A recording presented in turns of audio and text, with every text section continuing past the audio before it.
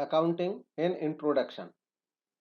Debit word आता है Italian word डेबिटो से, और ये डेबिटो वर्ड आता है लैटिन वर्ड डेबिटा और डेबियो से, जिसका मतलब होता है ओड टू प्रोप्राइटर, प्रोप्राइटर को ऋणी होना। क्रेडिट आता है इटालियन वर्ड क्रेडिटो से, और क्रेडिटो वर्ड आता है लैटिन वर्ड क्रेडो से, जिसका मतलब होता है ट्रस्ट या belief. Book keeping, book keeping का मतलब होता है रिकॉर्ड करना डे टू डे की बिजनेस ट्रांजैक्शंस को अकाउंट की बुक्स में। Interested users of accounting information, users internal हो सकते हैं, एक्सटर्नल हो सकते हैं।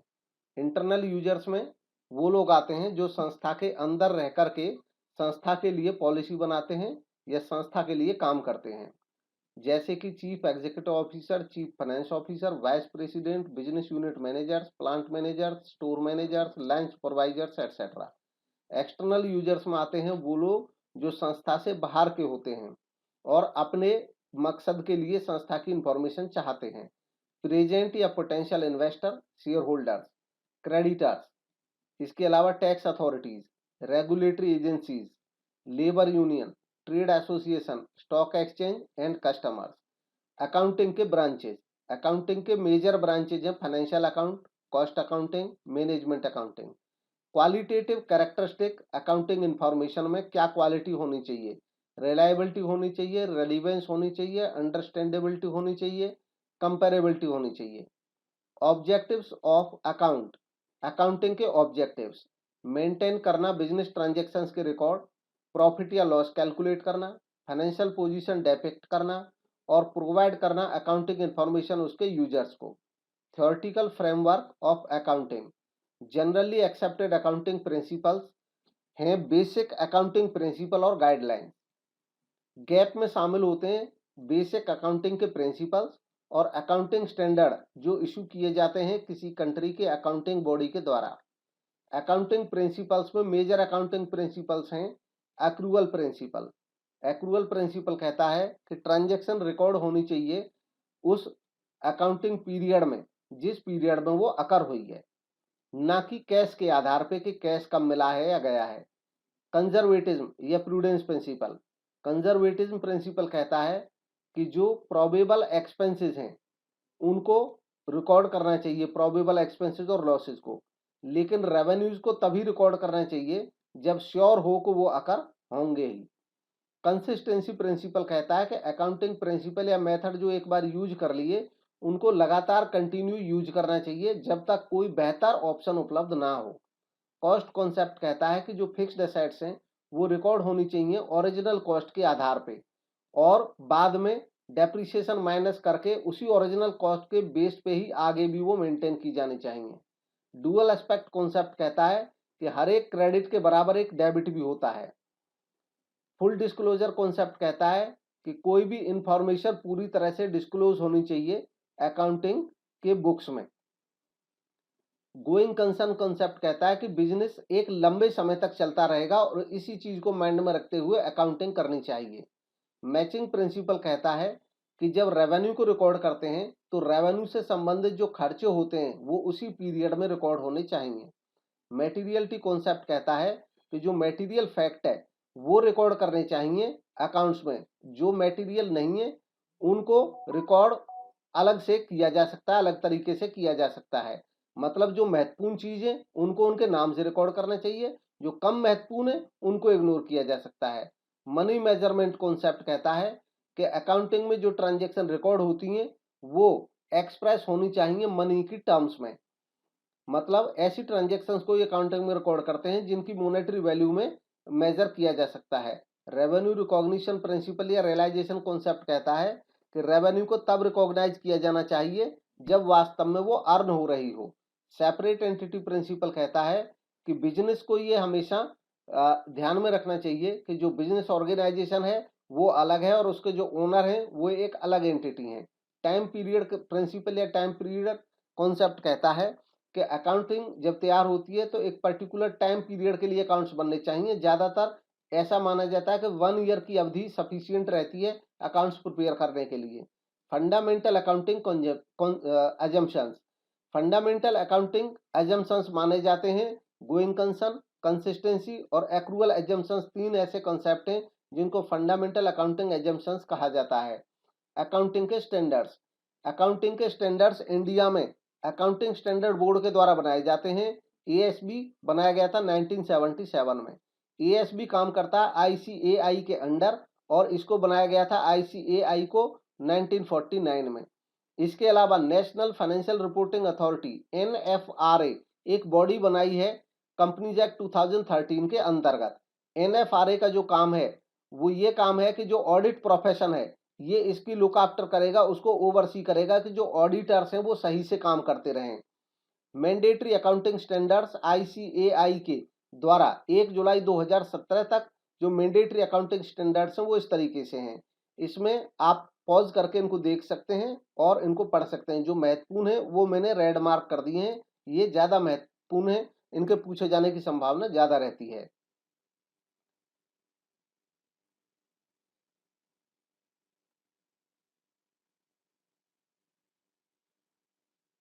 Next IFRS International Financial Reporting standards.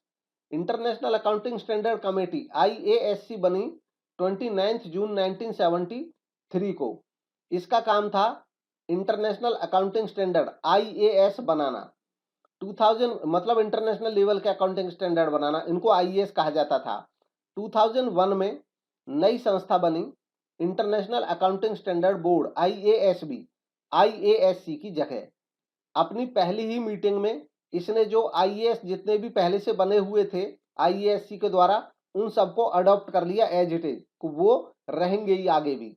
और आईएएसबी ने अपने स्टैंडर्ड डेवलप करने शुरू किए जिनको अब आईएफआरएस के नाम से जाना जाता है। एग्जिस्टिंग जो आईएफआरएस की लिस्ट है उसमें जो आईएफआरएस नए इस संस्था ने बनाए हैं वो तो हैं ही, इसके अलावा जो पुराने आईएएस हैं वो भी इसकी लिस्ट में है। तो इसकी लिस्ट में जो नाम है वो आप देख सकते हैं, पॉज करके पेज को पढ़ सकते हैं।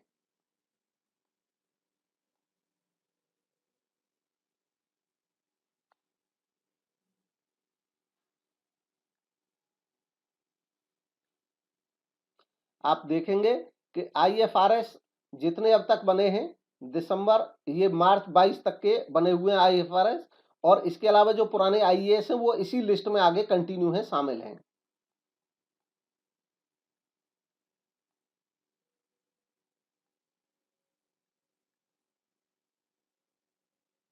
इसके बाद इंड एएस। अब ये जो इंड एएस हैं ये कंपनीज एक्ट 2013 के अंतर्गत नोटिफाई किया गया है कि इंड एएस जो है वो कंपनीज को लागू करने होंगे। और इंड एएस इंडिया में बनाए गए हैं, मतलब इंडियन अकाउंटिंग स्टैंडर्ड। ये जो इंटरनेशनल अकाउंटिंग स्टैंडर्ड थे आईएफआरएस नाम से, उनको कन्वर्ज करते हुए नए इंड एएस इंडिया के अकॉर्डिंग बनाए गए हैं। हालांकि जो इंड एएस हैं उनका नाम या नंबर बिल्कुल उसी तरीके से है जैसे आईएफआरएस का नाम और नंबर है। तो ये आप इंडियन अकाउंटिंग स्टैंडर्ड्स की लिस्ट देख सकते हैं 1/4/2020 तक के।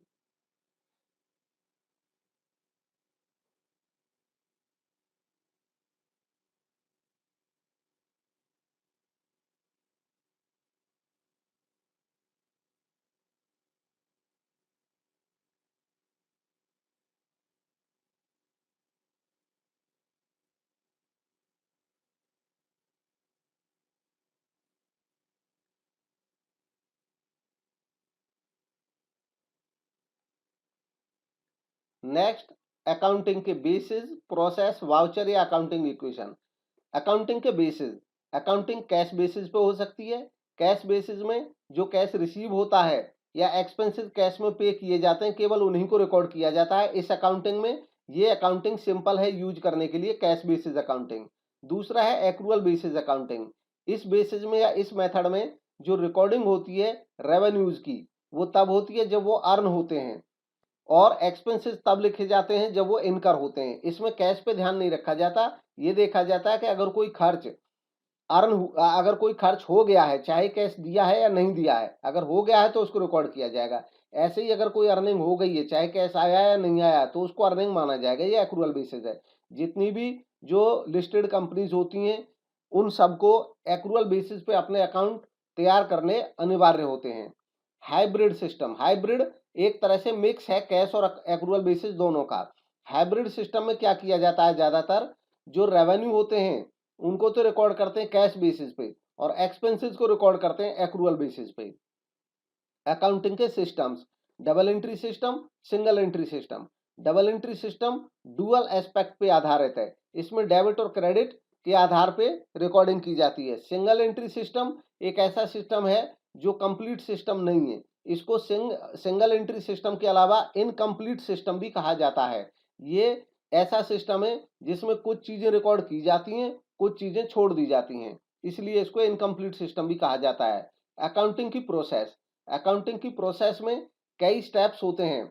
ये जो मेजर स्टेप्स हैं वो कौन कौन से होते हैं? मेजर स्टेप्स होते हैं, सबसे पहले ट्रांजैक्शन को आइडेंटिफाई करना और मेजर करना है, रिकॉर्ड करने लायक ट्रांजैक्शन को। उसके बाद उसकी रिकॉर्डिंग करनी है, फिर उसको क्लासीफाई करना है, फिर समराइज करना है, फिर एनालाइज और इंटरप्रेट करना है, और फाइनली जो फाइनल रिजल्ट होता है उसको कम्युनिकेट करना है इंटरेस्टेड यूजर्स को। वाउचर, वाउचर क्या होता है? वाउचर एक डॉक्यूमेंट होता है जो एक तरह से एक एविडेंस प्रोवाइड कराता है किसी ट्रांजैक्शन का, इसको सोर्स डॉक्यूमेंट या वाउचर भी कहा जाता है। अकाउंटिंग इक्वेशन या बैलेंस शीट इक्वेशन भी इसको कहा जाता है। अकाउंटिंग इक्वेशन जो डुअल सिस्टम है अकाउंटिंग का उसको ट्रू बताती है, उसको सिद्ध करती है। ओरिजिनल इक्वेशन है एसेट बराबर होंगे हमेशा लायबिलिटीज प्लस कैपिटल के। जो एसेट होता है उसको टोटल इक्विटी भी बोला जाता है, लायबिलिटी जो होते हैं इसको क्रेडिटर इक्विटी भी बोला जाता है, और जो कैपिटल होता है इसको ओनर्स इक्विटी भी बोला जाता है। डेराइव्ड इक्वेशन, ये ओरिजिनल इक्वेशन है, इससे ही डेराइव की गई है दो इक्वेशन। अगर लायबिलिटीज कैलकुलेट करनी है तो एसेट में से कैपिटल माइनस कर देंगे, कैपिटल कैलकुलेट करनी है तो एसेट में से लायबिलिटी माइनस कर देंगे। Then recording of transaction journal. अब इसमें देखेंगे क्लासिफिकेशन ऑफ अकाउंट। अकाउंटिंग का क्लासिफिकेशन ट्रेडिशनल अप्रोच से, मॉडर्न अप्रोच से। ट्रेडिशनल अप्रोच को इंग्लिश अप्रोच भी कहते हैं, मॉडर्न अप्रोच को अमेरिकन अप्रोच या अकाउंटिंग इक्वेशन अप्रोच भी कहते हैं। ट्रेडिशनल अप्रोच या इंग्लिश अप्रोच, इसमें अकाउंटिंग के जो टाइप्स हैं वो बांटे गए हैं तीन तरीके से: personal account, real account, nominal account. सबसे पहले देखते हैं पर्सनल अकाउंट। पर्सनल अकाउंट जैसे राम का अकाउंट, बाटा लिमिटेड का अकाउंट, आउटस्टैंडिंग सैलरी का अकाउंट, ये होते हैं रिलेटेड पर्सन से या ऑर्गेनाइजेशन से। ये भी नेचुरल, आर्टिफिशियल और रिप्रेजेंटेटिव पर्सनल अकाउंट में बंट जाते हैं। नेचुरल पर्सन जैसे राम्स अकाउंट, आर्टिफिशियल पर्सन संस्थाओं से रिलेटेड होते हैं जैसे Bata Limited account. Representative personal account, ये ऐसे अकाउंट होते हैं जो रिप्रेजेंट करते हैं पर्सन को, जैसे debtors account, outstanding expenses account.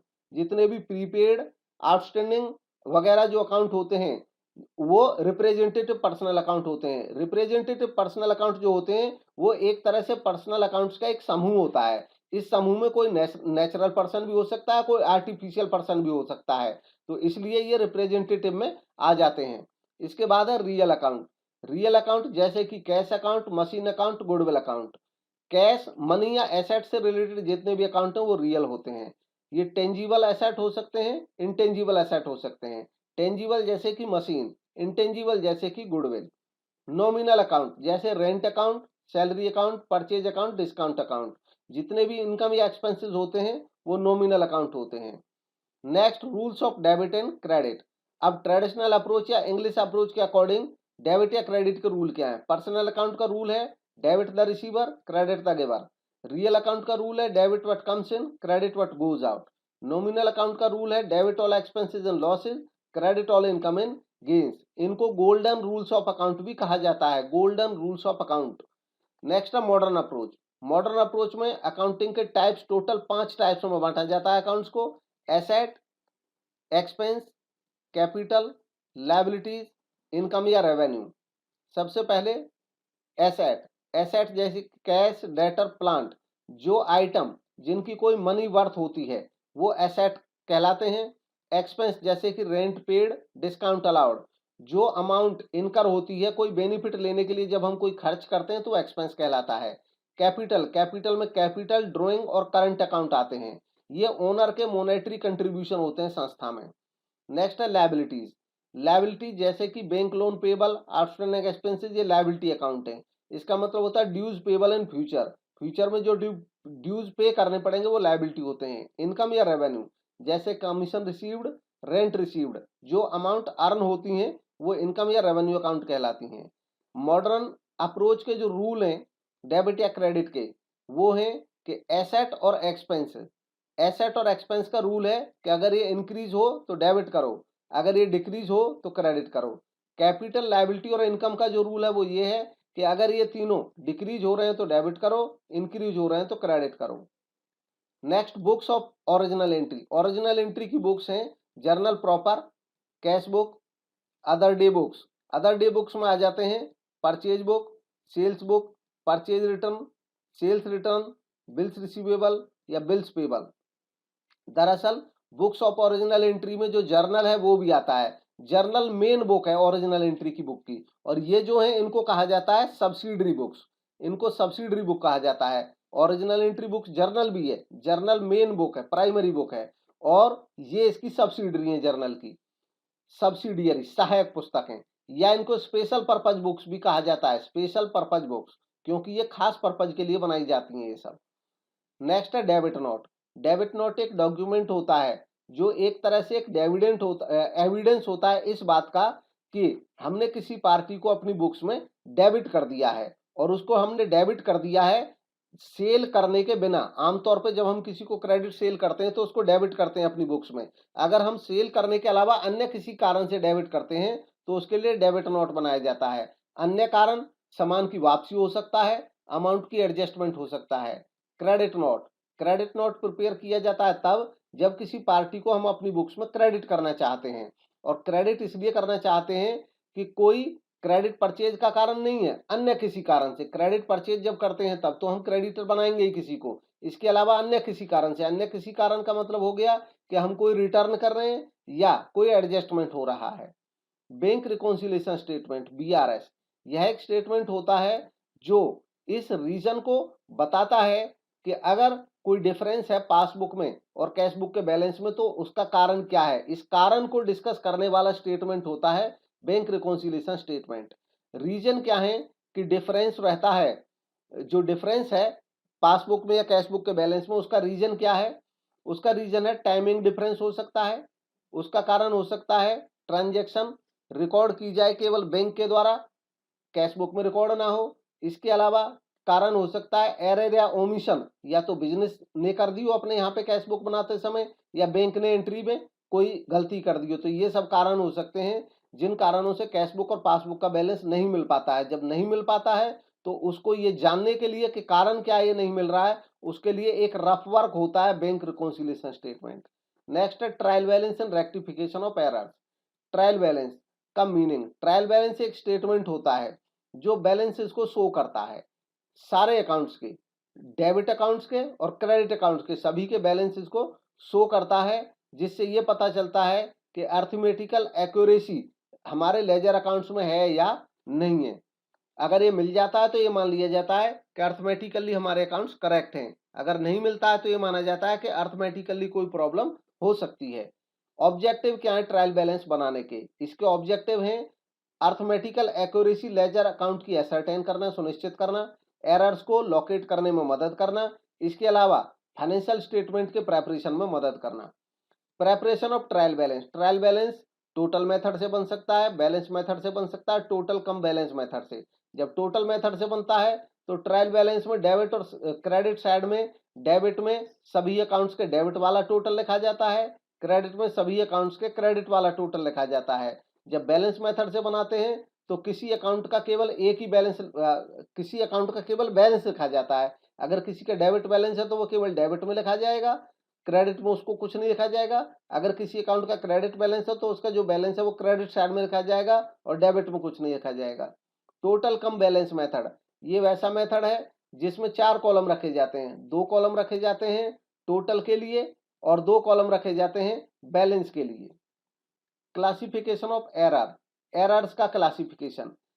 Error of commission, error of commission ऐसी एरर को कहते हैं जो अकाउंटिंग करते समय कमिट हो जाती है, which are committed while doing accounting work, जैसे कि wrong posting of transaction, wrong totalling, wrong balancing of account, wrong casting of subsidiary book, wrong recording of amount, error of omission. Error of omission होते हैं जब कुछ omit हो जाता है यानी कि कुछ छूट जाता है, जैसे कंप्लीट ओमिशन हो सकता है, पार्शियल ओमिशन हो सकता है। Error of principle, error of principle तब होती है जब अकाउंटिंग के किसी प्रिंसिपल का या जो गैप्स हैं उनका वायोलेशन होता है। ऐसे जो एरर होते हैं उनको प्रिंसिपल के एरर कहा जाता है। जैसे इनकरेक्ट क्लासिफिकेशन कर दिया जाए किसी एक्सपेंडिचर का, वो अगर कैपिटल एक्सपेंडिचर था तो रेवेन्यू में लिख दिया, रेवेन्यू एक्सपेंडिचर था तो कैपिटल में लिख दिया, अकाउंटिंग के प्रिंसिपल की कम जानकारी होने के कारण। कंपनसेटिंग एरर्स, ये ऐसी एरर होती हैं जब एक साथ दो एरर हों और वो जो दो एरर हों उनका इम्पैक्ट निल हो जाए, मतलब जो एक एरर का इफेक्ट है वो दूसरी एरर के इफेक्ट को खत्म कर दे, तब उसको कंपनसेटिंग एरर बोला जाता है। सस्पेंस अकाउंट, सस्पेंस अकाउंट एक ऐसा अकाउंट है जब ट्रायल बैलेंस मैच नहीं करता है तो ट्रायल बैलेंस की एक साइड ज्यादा रह जाती है, उस ज्यादा साइड को बैलेंस करने के लिए दूसरी साइड में उतनी अमाउंट से एक अकाउंट खोला जाता है ताकि दोनों साइड बराबर हो जाएं, और इस अकाउंट को सस्पेंस अकाउंट बोला जाता है। जब वो हमें एरर फाइंड आउट हो जाती है तो ऑटोमेटिकली ये सस्पेंस अकाउंट समाप्त हो जाता है। डेप्रिसिएशन, डेप्रिसिएशन का मतलब होता है किसी फिक्स्ड एसेट में उसकी वैल्यू में डिक्लाइन होना, उसकी वैल्यू में कमी होना, चाहे यूज होने के कारण, चाहे समय बीतने के कारण या उसके अप्रचलन के कारण। इससे सिमिलर टर्म डिप्लेशन, डेप्रिसिएशन जैसा ही होता है डिप्लेशन, अंतर केवल इतना होता है कि माइंस के केस में, क्वेरीज के केस में डिप्लेशन वर्ड यूज किया जाता है। एमोर्टाइजेशन भी डेप्रिसिएशन ही होता है, इसका केवल अंतर ये होता है कि जब किसी इंटेंजिबल एसेट जैसे पेटेंट, कॉपीराइट, ट्रेडमार्क, फ्रेंचाइज या गुडविल की कीमत में कमी करते हैं तो उसको एमोर्टाइजेशन कहा जाता है। Method of calculating depreciation amount, depreciation amount को कैलकुलेट करने के method, straight line method, return down value method. Straight line method जो है इसको इक्वल इंस्टॉलमेंट मेथड भी बोला जाता है, इसमें हर साल बराबर अमाउंट चार्ज होती है। रिटर्न डाउन वैल्यू मेथड को रिड्यूसिंग इंस्टॉलमेंट मेथड या डिमिनिशिंग वैल्यू मेथड भी बोला जाता है। इस मेथड में जो बुक वैल्यू है वो हमेशा घटती रहती है और इसलिए जो डेप्रिसिएशन की अमाउंट है वो भी हमेशा घटती रहती है। प्रोविजन इन रिजर्व्स, इसमें प्रोविजन और रिजर्व्स के बारे में पढ़ेंगे। सबसे पहले प्रोविजन, प्रोविजन का मतलब होता है जब किसी सर्टेन एक्सपेंस या लॉस के लिए जिसके बारे में हमें पता है कि होना है, उसके लिए हम प्रॉफिट में से पहले से ही कुछ अमाउंट बचा के रखते हैं तो उसको प्रोविजन कहा जाता है। इसके एग्जाम्पल हैं provision for depreciation, provision for bad and doubtful debt, provision for taxation, provision for discount on debtors, provision for repair and renewals. Then reserve, reserve profit का ही एक पार्ट होता है जिसको केवल अलग रख दिया जाता है प्रॉफिट से। ये कोई लॉस नहीं होता है, कोई खर्चा नहीं होता है, बट प्रॉफिट में से कुछ पैसा फ्यूचर के लिए बचा के रख लिया जाता है। रिजर्व के एग्जाम्पल हैं general reserve, workman compensation fund, investment fluctuation fund, capital reserve, dividend equalisation reserve, debenture redemption reserve. यहाँ पे चाहे ये जो नाम दिए हैं ये नेचर के अकॉर्डिंग है, ये जो है अगर इन पे कहीं फंड भी लिखा हुआ है या रिजर्व लिखा हुआ है तो ये रिजर्व ही है, और ये जो अमाउंट यहाँ पे लिखे हुए हैं इनकी नेचर प्रोविजन की है। चाहे यहाँ पे कहीं डेप्रिसिएशन रिजर्व ही लिख दिया जाए बट फिर भी उसकी नेचर प्रोविजन की ही रहती है। अब जो रिजर्व होते हैं इनमें भी कहीं पे वर्ड रिजर्व यूज होता है, कहीं पे फंड। जैसे वर्कमैन कंपनसेशन रिजर्व भी इसको बोल सकते हैं, फंड भी इसको बोल सकते हैं। इनमें एक अंतर रहता है केवल, जब रिजर्व बोला जाता है तो इसका मतलब होता है कि प्रॉफिट में से बचाया हुआ पैसा संस्था में ही रखा गया है, लेकिन अगर इस पैसे को हम संस्था से बाहर निकाल करके थर्ड पार्टी के यहाँ इन्वेस्ट कर दें तब यही अमाउंट फंड कहलाएगी। नेक्स्ट है difference between reserve and provision. इसमें अंतर क्या है, जो प्रोविजन है वो प्रॉफिट के अगेंस्ट एक चार्ज होता है, जबकि जो रिजर्व है वो एप्रोप्रिएशन ऑफ प्रॉफिट होता है। टाइप्स ऑफ रिजर्व, रिजर्व के भी अलग अलग टाइप हो सकते हैं। जनरल रिजर्व, जनरल रिजर्व जब हम रिजर्व को केवल इसलिए बना के रख लें कि प्रॉफिट में से फ्यूचर के लिए पैसा बचा के रख लिया है, उसका कोई खास पर्पज नहीं है, तब वो जनरल रिजर्व कहलाता है। इसको किसी भी काम में फ्रीली यूज किया जा सकता है, इसीलिए इनको फ्री रिजर्व कहा जाता है। इसके एग्जाम्पल हैं जनरल रिजर्व या रिजर्व फंड। देन होते हैं स्पेसिफिक रिजर्व, जब रिजर्व किसी खास पर्पज के लिए बनाया जाए तो स्पेसिफिक रिजर्व कहलाता है, जैसे dividend equalisation reserve, workman compensation fund, investment fluctuation fund, debenture redemption reserve. Then revenue reserve या कैपिटल रिजर्व, रेवेन्यू रिजर्व ऐसे रिजर्व होते हैं जो रेवेन्यू प्रॉफिट्स में से बनाए जाते हैं। Revenue profit normal operating activity से कमाए गए प्रॉफिट होते हैं। ऐसे रिजर्व के एग्जांपल हैं general reserve, workman compensation fund, investment fluctuation fund, dividend equalisation fund और debenture redemption reserve. Capital reserve ऐसे रिजर्व होते हैं जो कैपिटल प्रॉफिट में से बनाए जाते हैं। कैपिटल प्रॉफिट ऐसे प्रॉफिट होते हैं जो नॉर्मल ऑपरेटिंग एक्टिविटी से हट के बाकी चीजों से होते हैं। इनके एग्जाम्पल हैं कैपिटल रिजर्व के premium on issue of share और डिवेंचर, या profit on sale of fixed asset, या profit on redemption of debenture, या profit on revaluation of fixed asset and liabilities, या प्रॉफिट प्रायर टू इनकॉर्पोरेशन, या profit on reissue of forfeited shares. Next, secret reserve. Secret reserve ऐसा reserve होता है जो balance sheet में appear नहीं होता है, ये सीक्रेट रहता है। मतलब वास्तव में तो हमारे पास इतना पैसा बच जाता है, बट उसको हम बैलेंस शीट में अकाउंटिंग में दिखाते नहीं है कहीं पे। सीक्रेट रिजर्व कैसे बनता है?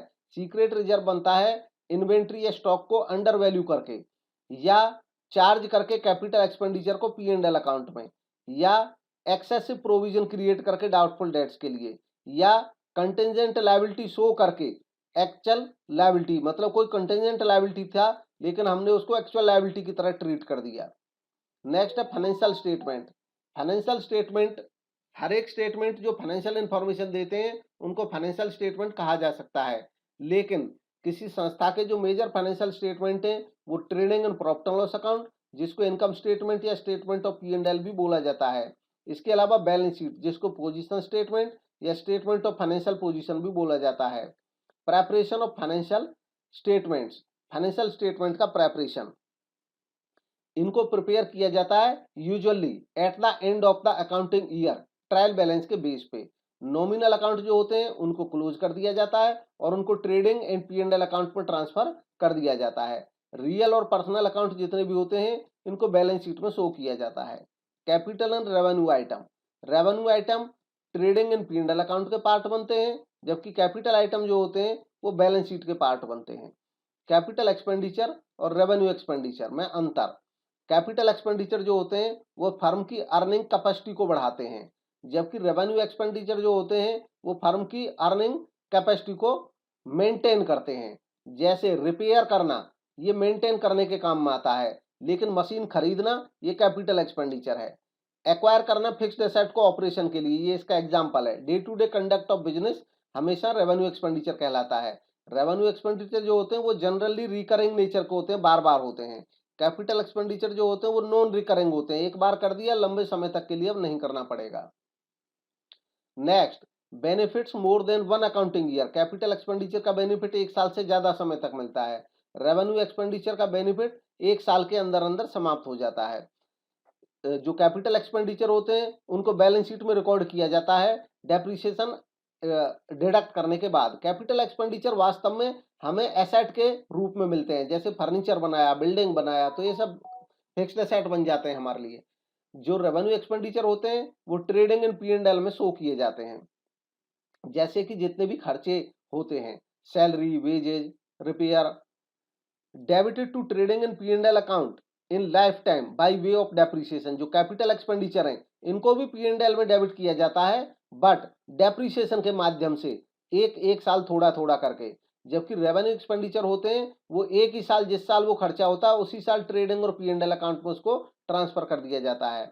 देन डेफर्ड रेवेन्यू एक्सपेंडिचर, कुछ रेवेन्यू एक्सपेंडिचर ऐसे होते हैं जो बाय नेचर तो रेवेन्यू होते हैं, लेकिन उनका जो बेनिफिट है वो एक से ज्यादा लंबे समय तक हमें प्राप्त होता है।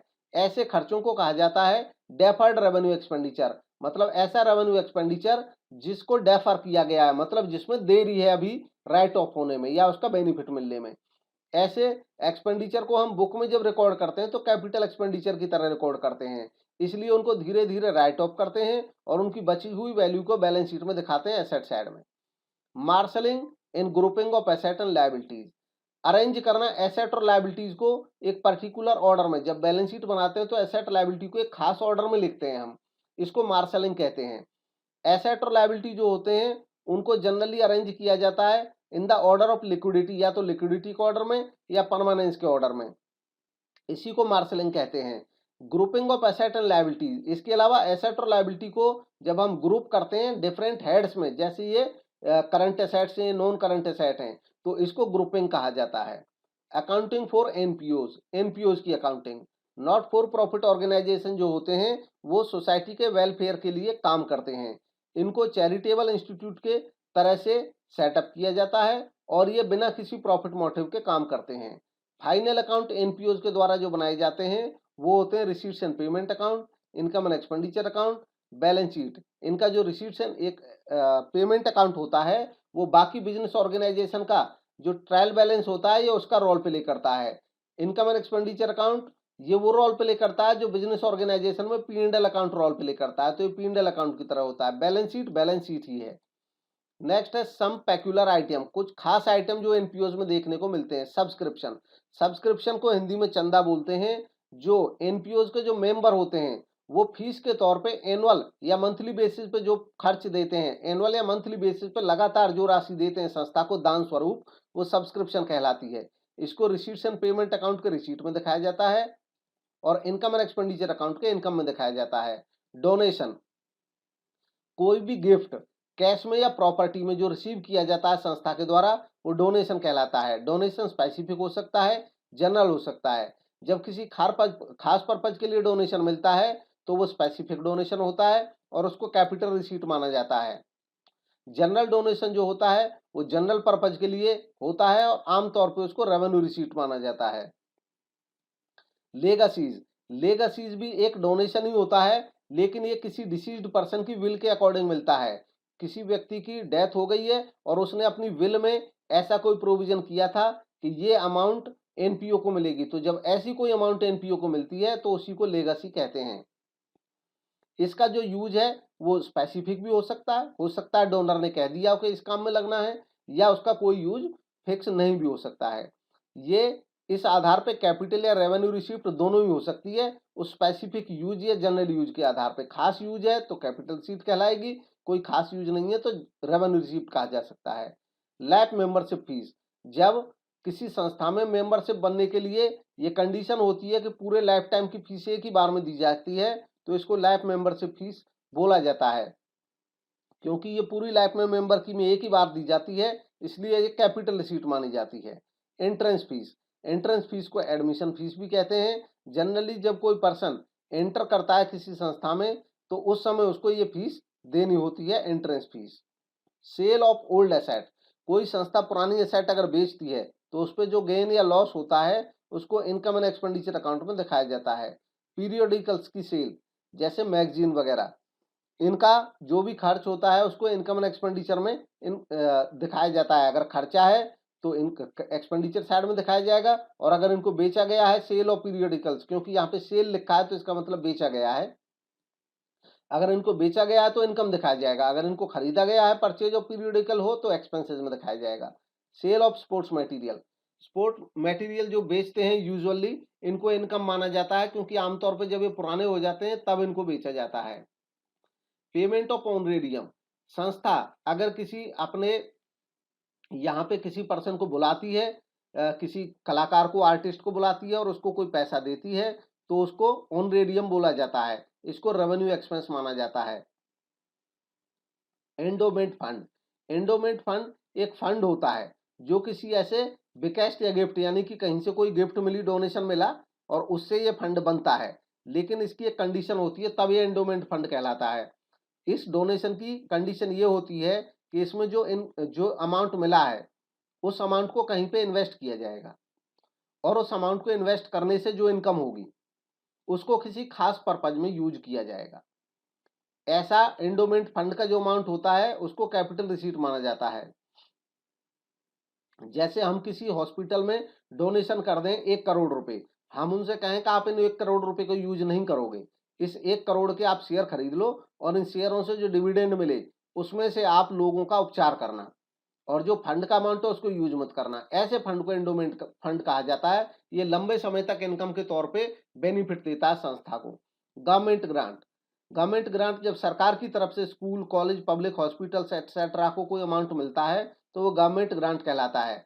ग्रांट जो होते हैं वो रिसीव होते हैं जनरली बार बार रिकरिंग खर्चों के लिए, जो खर्चे होते रहते हैं, जैसे रिपेयर एंड मेंटेनेंस के खर्चे। ग्रांट रिसीव जब किसी स्पेसिफिक पर्पज के लिए होती है, जैसे बिल्डिंग कंस्ट्रक्शन के लिए, तब उसको कैपिटल रिसीट कहा जाता है। मतलब अगर ये रिकरिंग खर्चों के लिए मिले तो रेवेन्यू रिसीप्ट, और अगर ये किसी स्पेसिफिक पर्पज के लिए मिले जैसे बिल्डिंग बनाने के लिए, तब ये कैपिटल रिसीट कहा जाएगा। स्पेशल फंड, स्पेशल फंड ऐसे फंड होते हैं जो किसी सर्टेन पर्पज के लिए रखे जाते हैं, जैसे प्राइज फंड, मैच फंड या स्पोर्ट्स फंड। जब हमें कहीं से कोई डोनेशन मिले और उस डोनेशन का पर्पज स्पेसिफिक हो तो उसके लिए स्पेसिफिक फंड बनाए जाते हैं। ऐसे फंड, ऐसे डोनेशन से जो अमाउंट मिलती है उसको कैपिटल रिसीट कहा जाता है, और इसलिए उसको बैलेंस शीट में लायबिलिटी साइड में दिखाया जाता है। ऑल रिलेटेड एक्सपेंसेस, जितने भी उससे संबंधित खर्चे या इनकम होते हैं वो उसी फंड में ऐड होते हैं या उसमें से लेस किए जाते हैं। अगर एक्सपेंसेस जो होते हैं वो फंड की लिमिट से बाहर चले जाएं तो ऐसे केस में उस एक्सपेंस को इनकम एंड एक्सपेंडिचर अकाउंट से चार्ज किया जा सकता है। अकाउंटिंग फॉर पार्टनरशिप, तो पार्टनरशिप को डिफाइन किया गया है पार्टनरशिप एक्ट 1932 के सेक्शन 4 में कि partnership is the relation between persons who have agreed to share the profits of a business carried on by all or any of them acting for all। Features of partnership, partnership की फीचरें, दो या दो से ज्यादा person हो सकते हैं, मतलब मिनिमम 2 हो सकते हैं और मैक्सिमम 50 हो सकते हैं आज की डेट में। एग्रीमेंट, जो पार्टनरशिप है उसका एग्रीमेंट होना चाहिए, ओरल भी हो सकता है, रिटन भी हो सकता है। पार्टनरशिप लॉफुल बिजनेस के लिए होनी चाहिए। पार्टनरशिप एक म्यूचुअल एजेंसी है, यानी कि हर पार्टनर एजेंट भी है एक दूसरे का और प्रिंसिपल भी है। शेयरिंग ऑफ प्रॉफिट या लॉस, प्रॉफिट या लॉस का बंटवारा जो होगा वो एग्रीड रेशियो में होगा। अगर कोई रेशियो एग्रीड रेशियो नहीं है तो इक्वल होगा। Then liability of partners, partners की जो लायबिलिटी है वो अनलिमिटेड रहेगी। हालांकि नई व्यवस्था एलएलपी एक्ट अब बन चुका है लिमिटेड लायबिलिटी पार्टनरशिप, तो ऐसे केस में लिमिटेड लायबिलिटी वाले पार्टनर्स भी हो सकते हैं, बट उनमें भी एक पार्टनर की लायबिलिटी अनलिमिटेड रहनी आवश्यक होती है। और जो जनरल पार्टनरशिप है उसमें सारे पार्टनर्स की लायबिलिटी अनलिमिटेड रहती है। पार्टनरशिप डीड, यह वो डॉक्यूमेंट होता है जिसमें पार्टनरशिप का एग्रीमेंट रिटर्न में होता है। Provisions of partnership act relevant for accounting in case of absence of partnership deed, अगर किसी संस्था का पार्टनरशिप डीड नहीं है तो अकाउंटिंग करते समय पार्टनरशिप एक्ट के ये प्रोविजंस अप्लाई होते हैं। सबसे पहला है प्रॉफिट शेयरिंग रेशियो, ये इक्वल बांटा जाएगा, जो प्रॉफिट होगा वो सभी पार्टनर्स में बराबर बांटा जाएगा। या तो पार्टनरशिप डीड नहीं है या पार्टनरशिप डीड में ये प्रोविजन नहीं है, तो ऐसे केस में ये प्रोविजन अप्लाई होते हैं। इंटरेस्ट ऑन कैपिटल, अगर ऐसा कोई प्रोविजन नहीं है तो ये अलाउड ही नहीं होगा। इंटरेस्ट ऑन ड्रॉइंग, अगर कोई प्रोविजन नहीं है इसका तो एक्ट के अकॉर्डिंग ये चार्ज नहीं किया जाएगा। रेम्युनरेशन फॉर फर्म्स वर्क, अगर फर्म का वर्क कोई पार्टनर करता है तो उसके लिए कोई रेम्युनरेशन अलाउड नहीं होगा। इंटरेस्ट ऑन पार्टनर्स लोन, ये अलाउ होगा लेकिन केवल 6% पर एनम के रेट से अलाउ होगा, अगर किसी पार्टनर ने कोई लोन दे रखा है फर्म को या कोई एडवांस दे रखा है फर्म को। अब बात यह है कि ये प्रोविजंस तब अप्लाई होते हैं जब पार्टनरशिप डीड ना हो या पार्टनरशिप डीड में इनमें से किसी के बारे में ना हो, ना लिखा हो, तो ये चीजें एप्लीकेबल होती हैं। अगर पार्टनरशिप डीड में लिखा हुआ है तो जो डीड में लिखा हुआ है तब वही होगा। फिक्स्ड कैपिटल मेथड, पार्टनरशिप में जो पार्टनर्स की कैपिटल मेंटेन की जाती है उसके दो तरीके हो सकते हैं, fixed capital method, fluctuating capital method. Fixed capital method जो होती है उसमें दो अकाउंट मेंटेन किए जाते हैं, एक होता है कैपिटल अकाउंट, दूसरा होता है करंट अकाउंट। क्योंकि कैपिटल फिक्स्ड है इसलिए फिक्स्ड कैपिटल में केवल क्रेडिट बैलेंस ही दिखाई देगा हमें, यानी कि उसमें वो अमाउंट ही दिखाई देगी जो पार्टनर्स ने फर्म में कैपिटल के तौर पे लगा रखी है। बस उसमें एक चीज, अगर उन्होंने कोई विड्रॉ किया है परमानेंट कैपिटल तो वो दिखाई देगा। अल्टीमेटली कुछ ना कुछ कैपिटल का बैलेंस हमेशा बचा रहेगा जब तक तो कोई पार्टनर फर्म में रहेगा, इसलिए इसका केवल क्रेडिट बैलेंस रहता है। पार्टनर का करंट अकाउंट जो होता है उसका डेबिट बैलेंस भी हो सकता है, क्रेडिट बैलेंस भी हो सकता है। उसका कारण ये है कि करंट अकाउंट में जो एडजस्टमेंट होती है फर्म के बीच में और पार्टनर के बीच में वो दिखाई देती हैं। जैसे फर्म ने पार्टनर को रेम्युनरेशन दिया तो वो करंट अकाउंट में दिखेगा, कोई ड्राइंग अगर पार्टनर ने किया तो वो करंट अकाउंट में दिखेगा। नेक्स्ट है fluctuating capital method. Fluctuating capital method जैसा नाम से पता चल रहा है, इसमें कैपिटल फ्लक्चुएट रखी जाती है, मतलब कैपिटल को फिक्स नहीं रखा जाता, वो चेंज हो सकती है। इसलिए चाहे करंट अकाउंट वाले आइटम है, चाहे कैपिटल अकाउंट वाले आइटम है, वो सब एक ही अकाउंट में रिकॉर्ड हो जाते हैं और ऐसे केस में केवल एक ही अकाउंट बनता है कैपिटल के लिए, जिसको कैपिटल अकाउंट कहते हैं। नेक्स्ट है distribution of profit among the partners. अब पार्टनर्स के बीच में प्रॉफिट का डिस्ट्रीब्यूशन कैसे होगा? जब पार्टनरशिप फर्म में पार्टनर कोई प्रॉफिट अर्न करते हैं, फर्म कोई प्रॉफिट अर्न करती है, तो उस प्रॉफिट को एग्रीड रेशियो में बांटा जाता है। अगर कोई रेशियो एग्रीड नहीं है तब इक्वली बांटा जाता है। और इस प्रॉफिट के डिस्ट्रीब्यूशन को दिखाने के लिए जो अकाउंट बनाया जाता है उसको कहते हैं profit and loss appropriation account. Profit and loss appropriation account at the end of the year बनाया जाता है to show the division of the profits among the partners. Partners में प्रॉफिट का बंटवारा दिखाने के लिए ये इसका एक फॉर्मेट होता है P and L appropriation account का। नॉमिनल अकाउंट होता है ये बाई नेचर। डेबिट साइड में to interest on capital, credit side में जो net profit P and L account से आया था। इसके अलावा क्रेडिट में by interest on drawing, debit में सैलरी पार्टनर को, कमीशन पार्टनर को, जनरल लेजर में अगर कुछ ट्रांसफर किया है, उसके बाद पार्टनर्स में जो प्रॉफिट बांटा गया है उनकी कैपिटल में जोड़ा जाएगा। तो ये सब चीज यहाँ पे दिखाई देती है। Next reconstitution of A partnership firm. Partnership firm का रिकॉन्स्टिट्यूशन। एनी चेंज, अगर कोई भी चेंज होता है एग्जिस्टिंग एग्रीमेंट में, पार्टनर्स के किसी एग्जिस्टिंग एग्रीमेंट में, तो उसको कहा जाता है reconstitution of partnership firm, partnership firm का पुनर्निर्माण।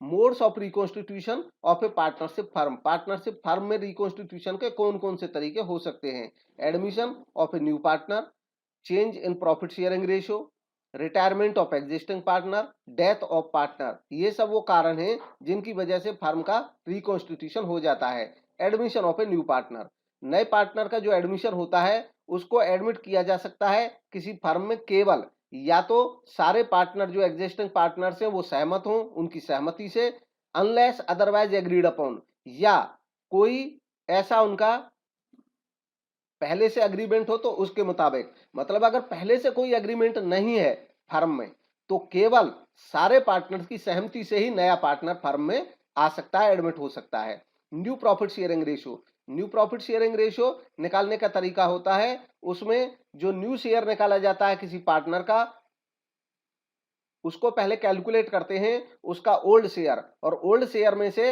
अगर उसने किसी को सेक्रीफाइस किया है तो वो घटा दिया जाता है। इस तरह से पार्टनर का न्यू शेयर आ जाता है। अब सारे पार्टनर्स के न्यू शेयर रख करके और उनका प्रोपोर्शन निकाला जाता है, उसको न्यू प्रॉफिट शेयरिंग रेशियो कहते हैं। Sacrificing ratio. सैक्रिफाइसिंग रेशियो वो रेशियो होता है जिसमें एग्जिस्टिंग पार्टनर यानी कि जो ओल्ड पार्टनर होते हैं वो नए पार्टनर को कुछ सैक्रिफाइस करते हैं। उस उनके द्वारा किए गए सैक्रिफाइस का जो आपसी रेशियो है उसको सैक्रिफाइस रेशियो कहते हैं। इसको निकालने का तरीका old share of profit. Profit का जो ओल्ड शेयर किसी को मिलता था उसमें से उसका न्यू शेयर अगर घटा दें तो सैक्रिफाइस का पता चल जाएगा। नेक्स्ट है गुडविल। गुडविल क्या है? गुडविल है फर्म की रेपुटेशन, वो रेपुटेशन जिसकी वजह से एक फर्म का ये एक्सपेक्टेशन होता है कि वो एक्स्ट्रा प्रॉफिट फ्यूचर में कमा सकती है। Factors affecting the value of goodwill. Goodwill की वैल्यू को कौन कौन से फैक्टर अफेक्ट करते हैं? गुडविल को प्रभावित करने वाले फैक्टर होते हैं बिजनेस का नेचर, बिजनेस की location, efficiency of management, market situation, special advantage. अब इनको वन शूट में ये कह सकते हैं कि अगर ये बिजनेस के फेवर में है तो गुडविल बढ़ेगी, अगर ये बिजनेस के फेवर में नहीं है तो गुडविल गिरेगी। ये इसका इंपैक्ट होता है। Need for valuation of goodwill. Goodwill के वैल्यूएशन की जरूरत क्यों होती है? तो पार्टनरशिप के केस में हम डिस्कस कर रहे हैं। पार्टनरशिप के केस में गुडविल को वैल्यू करने की जरूरत कब कब पड़ती है? जब चेंज होता है प्रॉफिट शेयरिंग रेशियो में एग्जिस्टिंग पार्टनर्स में, तब गुडविल की जरूरत पड़ती है कैलकुलेशन की। नए पार्टनर के एडमिशन के समय, किसी पार्टनर के रिटायरमेंट के समय, किसी पार्टनर के डेथ के समय, फर्म के डिसोल्यूशन के समय, और एमलगमेशन ऑफ पार्टनरशिप फर्म, जब फर्म समाप्त होती है तो उस समय। इसके बाद है methods of valuation of goodwill. Goodwill valuation के मेथड। गुडविल को वैल्यू करने के अलग अलग मेथड्स हो सकते हैं। जो मेजर मेथड है उनको डिस्कस करेंगे। Average profit method. Average profit method सबसे सरल मेथड है गुडविल को कैलकुलेट करने का। इसमें सबसे पहले एवरेज प्रॉफिट निकाला जाता है। एवरेज प्रॉफिट पिछले कुछ वर्षों के प्रॉफिट का टोटल कर लेते हैं, पिछले 3 या 4 सालों के प्रॉफिट का, और उसको उन नंबर ऑफ ईयर से डिवाइड करते हैं। जैसे पिछले 5 साल के प्रॉफिट का अगर हमने टोटल किया है तो 5 से उसको डिवाइड कर देंगे और इस तरह हमारे पास एवरेज प्रॉफिट आ जाएगा। गुडविल निकालने का तरीका होता है जो एवरेज प्रॉफिट आया उसमें मल्टीप्लाई करते हैं number of year purchase. Number of year purchase वो संख्या होती है फ्यूचर के ईयर्स की जिनके बारे में ये सहमत हो जाते हैं पार्टनर्स कि इतने साल के प्रॉफिट्स को हम खरीद रहे हैं, मतलब इतने साल तक फर्म प्रॉफिट कमाती रहेगी, उसको नंबर ऑफ ईयर परचेज कहते हैं। नेक्स्ट है super profit method. Super profit method एक सुधार है एवरेज प्रॉफिट मेथड के ऊपर। इसमें सबसे पहले हम ये देखते हैं कि सुपर प्रॉफिट कितना है। सुपर प्रॉफिट होता क्या है? एक फर्म जो अपने नॉर्मल प्रॉफिट से ऊपर जितना कमाती है एक्चुअल एवरेज प्रॉफिट, वो डिफरेंस सुपर प्रॉफिट है। नॉर्मल प्रॉफिट क्या होता है? नॉर्मल प्रॉफिट होता है कि फर्म अगर नॉर्मली बाकी फर्म की तरह काम करे इंडस्ट्री में तो कितना कमा सकती है। नॉर्मल प्रॉफिट को निकालने का तरीका होता है फर्म की अपनी capital into normal rate of return upon 100। मतलब अगर मार्केट का नॉर्मल रेट ये है कि हमारे तरह का बिजनेस 10% नॉर्मल रेट से अर्न करता है और हमारी फर्म की कैपिटल 1 लाख है, तो इसका मतलब ये हुआ 10% से हम 10,000 नॉर्मल प्रॉफिट कमा सकते हैं। अगर एक्चुअल जो एवरेज प्रॉफिट हमारा निकल करके 14,000 रुपये आ रहा है, 14,000 आ रहा है, इट मीन्स जो 4,000 का डिफरेंस है वो हम औरों से एक्स्ट्रा कमा रहे हैं नॉर्मल से, तो वही सुपर प्रॉफिट कहलाता है। सुपर प्रॉफिट मेथड में गुडविल निकालने का तरीका होता है, सुपर प्रॉफिट को गुना कर देते हैं नंबर ऑफ ईयर्स परचेज से। Number of year purchase again again वही होता है कि जिसके बारे में हमारी धारणा ये होती है कि अगर फर्म में हम कोई विशेष चेंज ना भी करें तो जो प्रेजेंट फर्म की रेपुटेशन है उसकी वजह से आने वाले इतने साल तक तो फर्म इतना प्रॉफिट कमाती रहेगी। वो जो आने वाले इतने साल हैं उसी को कहते हैं number of year purchase. Next है कैपिटलाइजेशन मेथड। कैपिटलाइजेशन मेथड और ज्यादा सिस्टमेटिक मेथड है। इसमें भी दो तरीके से गुडविल निकाल सकते हैं, capitalisation of average profit method और capitalisation of super profit method. Average profit method का कैपिटलाइजेशन करने का मतलब होता है कि जो फर्म जो एवरेज प्रॉफिट कमा रही है, जो एवरेज प्रॉफिट कमा रही है, नॉर्मल रेट से उतना प्रॉफिट कमाने के लिए कितनी कैपिटल की जरूरत होती है। फॉर एग्जांपल अगर हमारी फर्म एवरेज प्रॉफिट कमा रही है 14,000 रुपीज, 14,000 रुपए, तो और अगर जो नॉर्मल रेट है वो 10% है, इसका मतलब हुआ 100/10 करेंगे। इसका मतलब ये हुआ कि नॉर्मली 1,40,000 हमारे एवरेज प्रॉफिट की कैपिटलाइज्ड वैल्यू है। मतलब अगर हम 1,40,000 लगाते तो 10% के रेट से नॉर्मल जो रेट है उससे हम 14,000 कमा लेते। अब हमने देखा कि वास्तव में जो हमारे कैपिटलाइज्ड वैल्यू एवरेज प्रॉफिट की वो तो 1,40,000 है, लेकिन फिर हमने देखा हमारी एसेट वास्तव में है कितनी। अगर मान लीजिए हमारी एसेट वास्तव में केवल 1 लाख रुपए लगी हुई है, तो इसका मतलब ये हुआ कि हमारी एसेट वास्तव में 1 लाख लगी है, जबकि हम कमा इतना रहे हैं जैसे कि हमारी एसेट 1,40,000 हो। इसका मतलब जो 40,000 का काम है वो हमारी रेपुटेशन कर रही है, उसी को गुडविल कहा जाएगा। दूसरा है capitalization of super profit method.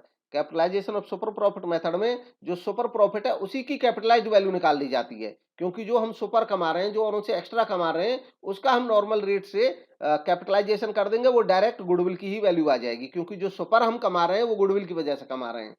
Next है ट्रीटमेंट ऑफ गुडविल। गुडविल का ट्रीटमेंट कैसे होता है? अगर मान लो नया पार्टनर आए और वो गुडविल का पैसा कैश में लेके आए, तो एंट्री होती है कैश या bank account debit to premium for goodwill, जब वो पैसा लाता है। इसके बाद क्योंकि ये जो प्रीमियम ला रहा है गुडविल के लिए, ये दिया जाएगा उन पार्टनर्स को जो सैक्रिफाइस कर रहे हैं इस नए पार्टनर को अपने प्रॉफिट में से जो हिस्सा दे रहे हैं। क्योंकि अपने प्रॉफिट में से जो हिस्सा दे रहे हैं, इसका मतलब उनका इतनी रेपुटेशन को वो नया पार्टनर एंजॉय करेगा, मतलब वो उनकी इतनी गुडविल को खरीदेगा। तो ये खरीदने का पैसा एक तरह से होता है जो गुडविल का पैसा लेके आता है नया पार्टनर, इसलिए ये उन पार्टनर्स को दे दिया जाता है जिन्होंने सैक्रिफाइस कर रखा है। तो प्रीमियम फॉर गुडविल ट्रांसफर कर दिया जाता है to sacrificing partners capital account. इसके बाद है अगर नया पार्टनर मान लीजिए जो गुडविल है वो कैश में नहीं लेके आए, या मान लो गुडविल कैश में लाए बट पार्टली लेके आए, केवल कुछ पैसा, तो क्या एंट्री होगी? तो ऐसे केस में जितना अमाउंट वो कैश में लेके आएगा उसके लिए तो एंट्री करेंगे cash debit to premium for goodwill. मान लो उसके हिस्से की गुडविल आई 15,000 रुपए, वो केवल 10,000 रुपए लाया, तो कैश डेबिट टू प्रीमियम तो कर देंगे हम 10,000 रुपए। फिर जब हम उसका पैसा पे करेंगे सैक्रिफाइसिंग पार्टनर्स को, तो वो तो अपना पूरा 15,000 मांगेंगे, क्योंकि उनका जो सैक्रिफाइस है वो 15,000 की वैल्यू का है। तो 10,000 रुपए तो जो प्रीमियम लेके आया था वहां से दे दिया जाएगा, डेबिट साइड में लिखेंगे, और जो डिफरेंस है 5,000 रुपए वो नए पार्टनर की कैपिटल में से या तो काट लिया जाएगा, और अगर उसकी कैपिटल में से नहीं काटा जाए तो दूसरा तरीका यह है कि उसके करंट अकाउंट पे इतने रुपए से डेबिट कर दिया जाएगा। किसी पार्टनर का करंट अकाउंट डेबिट ये दिखाता है कि उस पार्टनर पे फर्म का इतना रुपया उधार है, जो कि बाकी आगे एडजस्ट कभी हो जाएगा। तो इस तरीके से एंट्री की जा सकती है। Applicability of accounting standard 26 AS 26 जो है वो इंटेंजिबल एसेट के बारे में है। तो गुडविल के रिगार्डिंग जो इसका एप्लीकेशन है वो ये है कि परचेज्ड गुडविल जो होती है उसको बुक्स में दिखाया जा सकता है एक एसेट की तरह, जबकि सेल्फ जनरेटेड गुडविल जो होती है उसको बुक्स में नहीं दिखाया जा सकता है एसेट की तरह। कुल मिलाकर के जब एडमिशन या रिटायरमेंट के केस में गुडविल का वैल्यूएशन किया जाता है तो वो केवल एक सेल्फ जनरेटेड गुडविल होती है, इसलिए ऐसे केसेस में गुडविल को बुक्स में नहीं दिखाया जाना चाहिए। नेक्स्ट है revaluation of asset and reassessment of liabilities.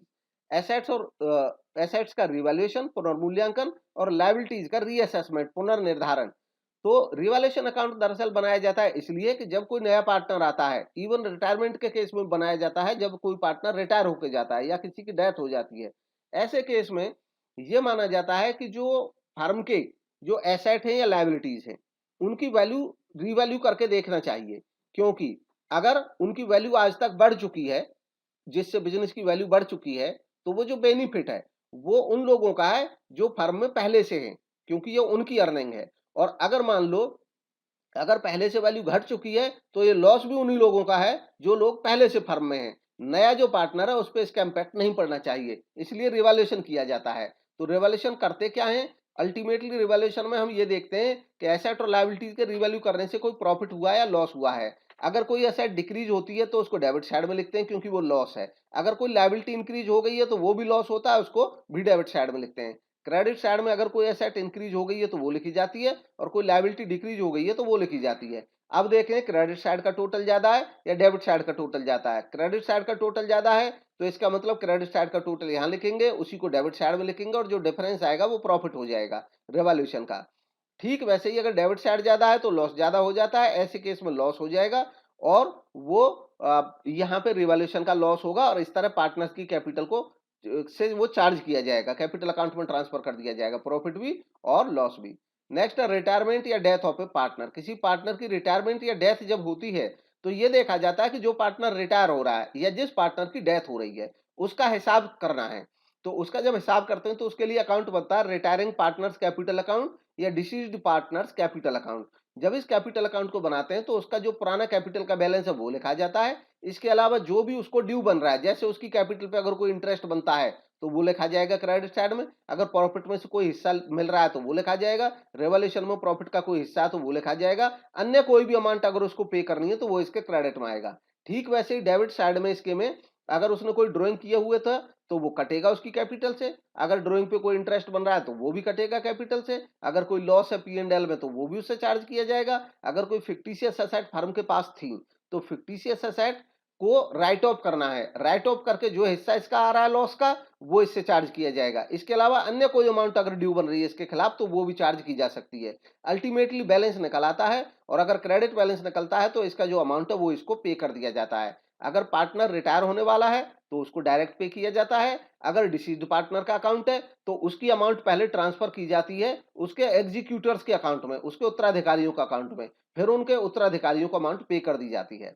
New profit sharing ratio. New profit sharing ratio again जब फर्म नई बन जाती है, यानी कि जब कोई चेंज हो जाता है तो चेंज हो जाने के बाद जो नया सिस्टम बना फर्म में, नया एग्रीमेंट हुआ, उसके अकॉर्डिंग सभी पार्टनर्स में न्यू रेशियो में प्रॉफिट्स को बांटा जाना होता है, इसलिए न्यू रेशियो निकालते हैं।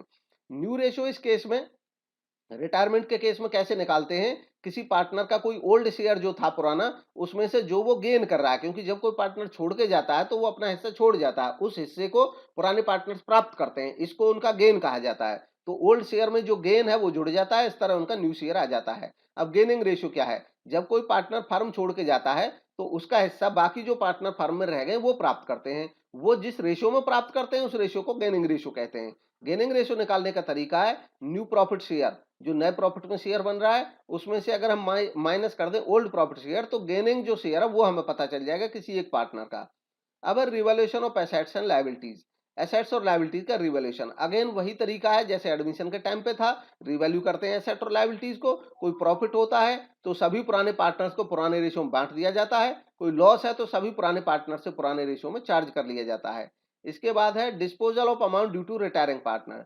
जो पार्टनर रिटायर हो रहा है उसके आगे उसको जो अमाउंट ड्यू बन रही है अब उसको पे किया जाएगा, इसी को कहते हैं डिस्पोजल। तो इसका तरीका क्या होता है, इसका तरीका ये होता है कि या तो तुरंत पे कर दिया जाए, अगर मान लो तुरंत पे नहीं की गई है तो ऐसे केस में और कोई एग्रीमेंट अलग ना हो तो उस केस में पार्टनरशिप एक्ट का सेक्शन 37 अप्लाई होता है। और ये सेक्शन क्या कहता है? ये सेक्शन ये कहता है कि जो आउट गोइंग पार्टनर है, रिटायरिंग है तो वो, और अगर डिसीज्ड पार्टनर है तो उसके जो वारिस होंगे वो, उनको ये ऑप्शन होता है कि वो चाहे तो उस ड्यू अमाउंट पे, जो उनकी पे नहीं हुई थी रिटायरमेंट के टाइम पे या डेथ के टाइम पे और बची हुई थी फर्म के पास, तो उनको ये ऑप्शन मिलेगा, वो चाहे तो उस पर इंटरेस्ट ले सकते हैं 6% पर एनम के रेट से, या वो चाहे तो जिस दिन तक उनका अमाउंट पे होगा उस दिन तक वो प्रॉफिट में से अपने जो अमाउंट ड्यू बन रहा है उसके प्रोपोर्शन से प्रॉफिट में से भी हम हिस्सा डिमांड कर सकते हैं, जिसमें उनको फायदा है उस ऑप्शन को वो चूज कर सकते हैं। नेक्स्ट है dissolution of partnership firm, partnership firm का समापन। सेक्शन 39 ऑफ पार्टनरशिप एक्ट 1932 जो है उसमें फर्म के डिसोल्यूशन के अकॉर्डिंग को डिफाइन किया जाता है कि डिसोल्यूशन ऑफ पार्टनरशिप फर्म तब कहा जाएगा जब जो पार्टनरशिप फर्म के पुराने जितने भी पार्टनर थे, बिटवीन ऑल द पार्टनर्स, उन सबका जो रिलेशन था वो डिसोल्व हो जाएगा, तब उसको डिसोल्यूशन ऑफ फर्म कहा जाएगा। डिसोल्यूशन ऑफ पार्टनरशिप एक टर्म होती है, एक होती है डिसोल्यूशन ऑफ फर्म। जब डिसोल्यूशन ऑफ पार्टनरशिप केवल कहा जाता है तो इसका मतलब ये होता है कि पार्टनरशिप, पार्टनरशिप मतलब रिलेशन, जो रिलेशन है पुराना वो समाप्त हुआ है, हो सकता है फर्म चलती रहे और नया रिलेशन बन जाए। ये किस केस में होता है? जब चेंज होता है प्रॉफिट शेयरिंग रेशियो में, तो पुरानी पार्टनरशिप डिसोल्व होती है, नई पार्टनरशिप बन जाती है, फर्म यथावत चलती रहती है। ऐसे ही admission of a new partner, retirement of a new partner, retirement of a existing partner और डेथ ऑफ ए पार्टनर, तो इन केसेस में पार्टनरशिप का केवल डिसोल्यूशन हुआ, फर्म का नहीं हुआ। डिसोल्यूशन ऑफ फर्म क्या होता है? डिसोल्यूशन ऑफ फर्म या डिसोल्यूशन ऑफ पार्टनरशिप फर्म ये तब होता है जब बिजनेस ही समाप्त हो जाए, जब बिजनेस समाप्त हो जाए, जितने पार्टनर्स थे उनके सबके आपसी पार्टनरशिप के जो रिलेशन वो समाप्त हो जाएं और फर्म को लॉक कर दिया जाए, तो ऐसे केस में या फर्म का जो बिजनेस है उसको बेच दिया जाए, तब डिसोल्यूशन ऑफ फर्म कहा जाएगा। अब जो फर्म का डिसोल्यूशन है वो अलग अलग मैनर्स में हो सकता है, जैसे डिसोल्यूशन बाय एग्रीमेंट, सहमति से डिसोल्यूशन। सहमति से डिसोल्यूशन जब होता है तो या तो सभी पार्टनर्स की कंसेंट सहमति से डिसोल्यूशन हो जाता है, या पार्टनर्स के बीच में कोई कॉन्ट्रैक्ट था ऐसा पहले से सहमति से समाप्त करने का, उसके अकॉर्डिंग समापन हो सकता है। कंपलसरी डिसोल्यूशन, कंपलसरी डिसोल्यूशन तब होता है जब या तो सभी पार्टनर या एक को छोड़ करके बाकी सब पार्टनर इंसॉल्वेंट हो जाएं, तो नेचुरली अब एक ही व्यक्ति बचेगा और एक व्यक्ति पार्टनर से फर्म चला नहीं सकता है, तो यहाँ पे कंपलसरी जो फर्म है वो डिसोल्व हो जाएगी। Next, when the business of the firm becomes illegal, अगर फर्म का बिजनेस इलीगल हो जाए तो भी फर्म कंपलसरीली डिसोल्व करनी पड़ेगी। When some event taken place, जब कोई इवेंट ऐसी हो जाए कि जिसकी वजह से जो पार्टनर से हैं उनका बिजनेस चलाना अनलॉफुल माना जाए, इलीगल हो जाए, तो भी फर्म को समाप्त करना पड़ेगा। Next, on the happening of certain contingencies, इसके अलावा कुछ ऐसी आकस्मिक घटनाएं घटती हैं उन पे भी फर्म को समाप्त किया जा सकता है। जैसे if constituted for a fixed term, जैसे फर्म को एक निश्चित टर्म के लिए बनाया था, 4 साल 5 साल 10 साल के लिए, जब वो टर्म समाप्त होगी तो फर्म समाप्त हो जाएगी। If constituted to carry out one or more ventures, अगर किसी एक काम को करने के लिए बनाई गई थी, किसी एक प्रोजेक्ट को पूरा करने के लिए बनाई गई थी, तो जैसे वो कंप्लीट होगा फर्म समाप्त हो जाएगी।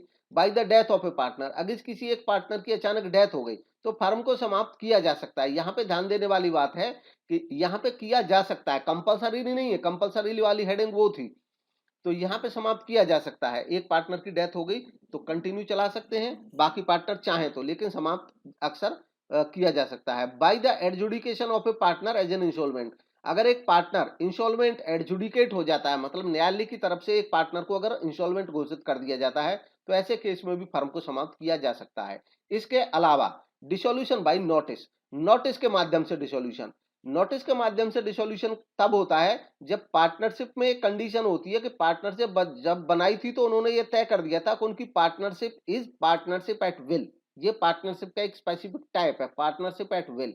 ऐसे केस में ये पार्टनरशिप एट विल होती है, एट विल एंड विश होती है। जब कोई पार्टनर चाहेगा इसको समाप्त कर दिया जाए तो वो नोटिस दे देगा इस संदर्भ में बाकी पार्टनर्स को कि भाई अब फर्म को समाप्त करना है, तो ऐसे केस में फर्म समाप्त हो जाएगी। इसके बाद है डिसोल्यूशन बाई कोर्ट, कोर्ट के द्वारा डिसोल्यूशन। कोर्ट के द्वारा डिसोल्यूशन कब हो सकता है? जब कोई पार्टनर, फर्म का कोई पार्टनर शूट करे, यानी कि फर्म कोर्ट में जाए, फर्म का कोई पार्टनर केस करे, वाद दायर करे वहां पे, और उसके ग्राउंड्स जो है वो निम्न में से कोई ग्राउंड हो, तो ये जो ग्राउंड है वो क्या है? ऐसे केस में अगर इन ग्राउंड्स को जो कोर्ट है वो सही मानेगा तो कोर्ट उसको डिसॉल्व करा सकता है फर्म को। जैसे इसके जो आप केसेस हैं वो ये हैं, when A partner become insane, अगर एक पार्टनर इंसेन हो जाए, अपराधी हो जाए, पापी हो जाए। When A partner becomes permanently incapable of performing his duties, अगर एक पार्टनर परमानेंटली इनकैपेबल हो जाए कि अब वो अपनी ड्यूटी नहीं निभा पाएगा। When A partner is guilty of misconduct, अगर कोई पार्टनर मिसकंडक्ट का दोषी पाया जाए जिससे फर्म का जो बिजनेस है वो प्रभावित होता हो। When A partner persistently commit breach of partnership agreement, जब कोई पार्टनर लगातार जो फर्म का एग्रीमेंट है उसको तोड़ रहा हो। When a partner has transferred whole of his interest in the firm to a third party, अगर किसी पार्टनर ने बिना बाकी पार्टनर्स की सहमति के अपना जो पूरा हित था वो किसी थर्ड पार्टी को ट्रांसफर कर दिया हो। When the business of the firm cannot be carried on except at a loss, जब परिस्थिति ऐसी बन गई हो कि फर्म का बिजनेस अब केवल लॉस पे चलाया जा सकता है, इसके अलावा संभव नहीं है कि फर्म को आगे चलाएं। जब ये तय हो गया कि लॉस पे ही चलेगा तो ऐसे केस में भी फर्म को समाप्त कराया जा सकता है। वेन ऑन एनी ग्राउंड, या अन्य कोई ऐसी ग्राउंड जिसको जो कोर्ट है उसकी नजर में वो जस्ट और इक्विटेबल हो, मतलब न्यायोचित माने कोर्ट के इस फर्म को बंद करना ही न्यायोचित है, तो भी कोर्ट आदेश दे सकता है फर्म को समापन का। नेक्स्ट है सेटलमेंट ऑफ अकाउंट, जब फर्म समाप्त होती है तो अकाउंट्स का सेटलमेंट कैसे करते हैं। इसमें मेजर चीज होती है दो। ट्रीटमेंट ऑफ लॉसेज, अगर कोई लॉस हो गए फर्म को तो उनका ट्रीटमेंट कैसे होगा। सबसे पहले अगर कोई लॉस है तो फर्म के जो प्रॉफिट अवेलेबल है उनमें से उसको राइट ऑफ किया जाएगा। अगर मान लो प्रॉफिट भी समाप्त हो गए और फिर भी लॉस बचा हुआ है तो अब पार्टनर्स की जो कैपिटल है उसमें से उसकी पूर्ति की जा सकती है। पार्टनर्स की जो कैपिटल बची हुई है उनमें से राइट ऑफ किया जाएगा उस लॉस को। अगर मान लो पार्टनर्स की कैपिटल भी समाप्त हो गई जो अवेलेबल कैपिटल थी, तो ऐसे केस में अगर नेसेसरी हुआ तो इंडिविजुअली पार्टनर से उनके प्रॉफिट शेयरिंग रेशियो में अमाउंट मंगाया जा सकता है। तो ये लॉसेस का ट्रीटमेंट है। नेक्स्ट है एप्लीकेशन ऑफ एसेट। अब एसेट का एप्लीकेशन कैसे होता है, जब फर्म समाप्त होती है तो उसकी जो एसेट है फर्म की वो बेची जाती हैं। उनका यूज कैसे करते हैं, उनका यूज होता है कि सबसे पहले जो थर्ड पार्टी के लोन होते हैं उनको पे करने में एसेट का यूज किया जाता है। एसेट को बेचा जाता है, थर्ड पार्टी के लोन पे किए जाते हैं। इन पेइंग ईच पार्टनर प्रोपोर्शनेटली, इसके अलावा हर एक पार्टनर को अगर उन पार्टनर्स का कैपिटल को छोड़ करके अन्य कोई एडवांस है फर्म पर, जैसे कि लोन, पार्टनर्स का लोन है, तो थर्ड पार्टी का लोन चुकाने के बाद जो पार्टनर्स का लोन है वो चुकाया जाता है सेट में से। अगर पार्टनर्स का लोन भी चुका दिया गया है तो अब जो पार्टनर्स की कैपिटल है वो चुकाई जाएगी अगर अभी भी एसेट बची हुई है तो। और अगर मान लो कैपिटल भी चुका दी फिर भी पैसा बचा हुआ है तो अब जो शेष बचा हुआ है वो पार्टनर्स को प्रॉफिट शेयरिंग रेशियो में बांट दिया जाता है।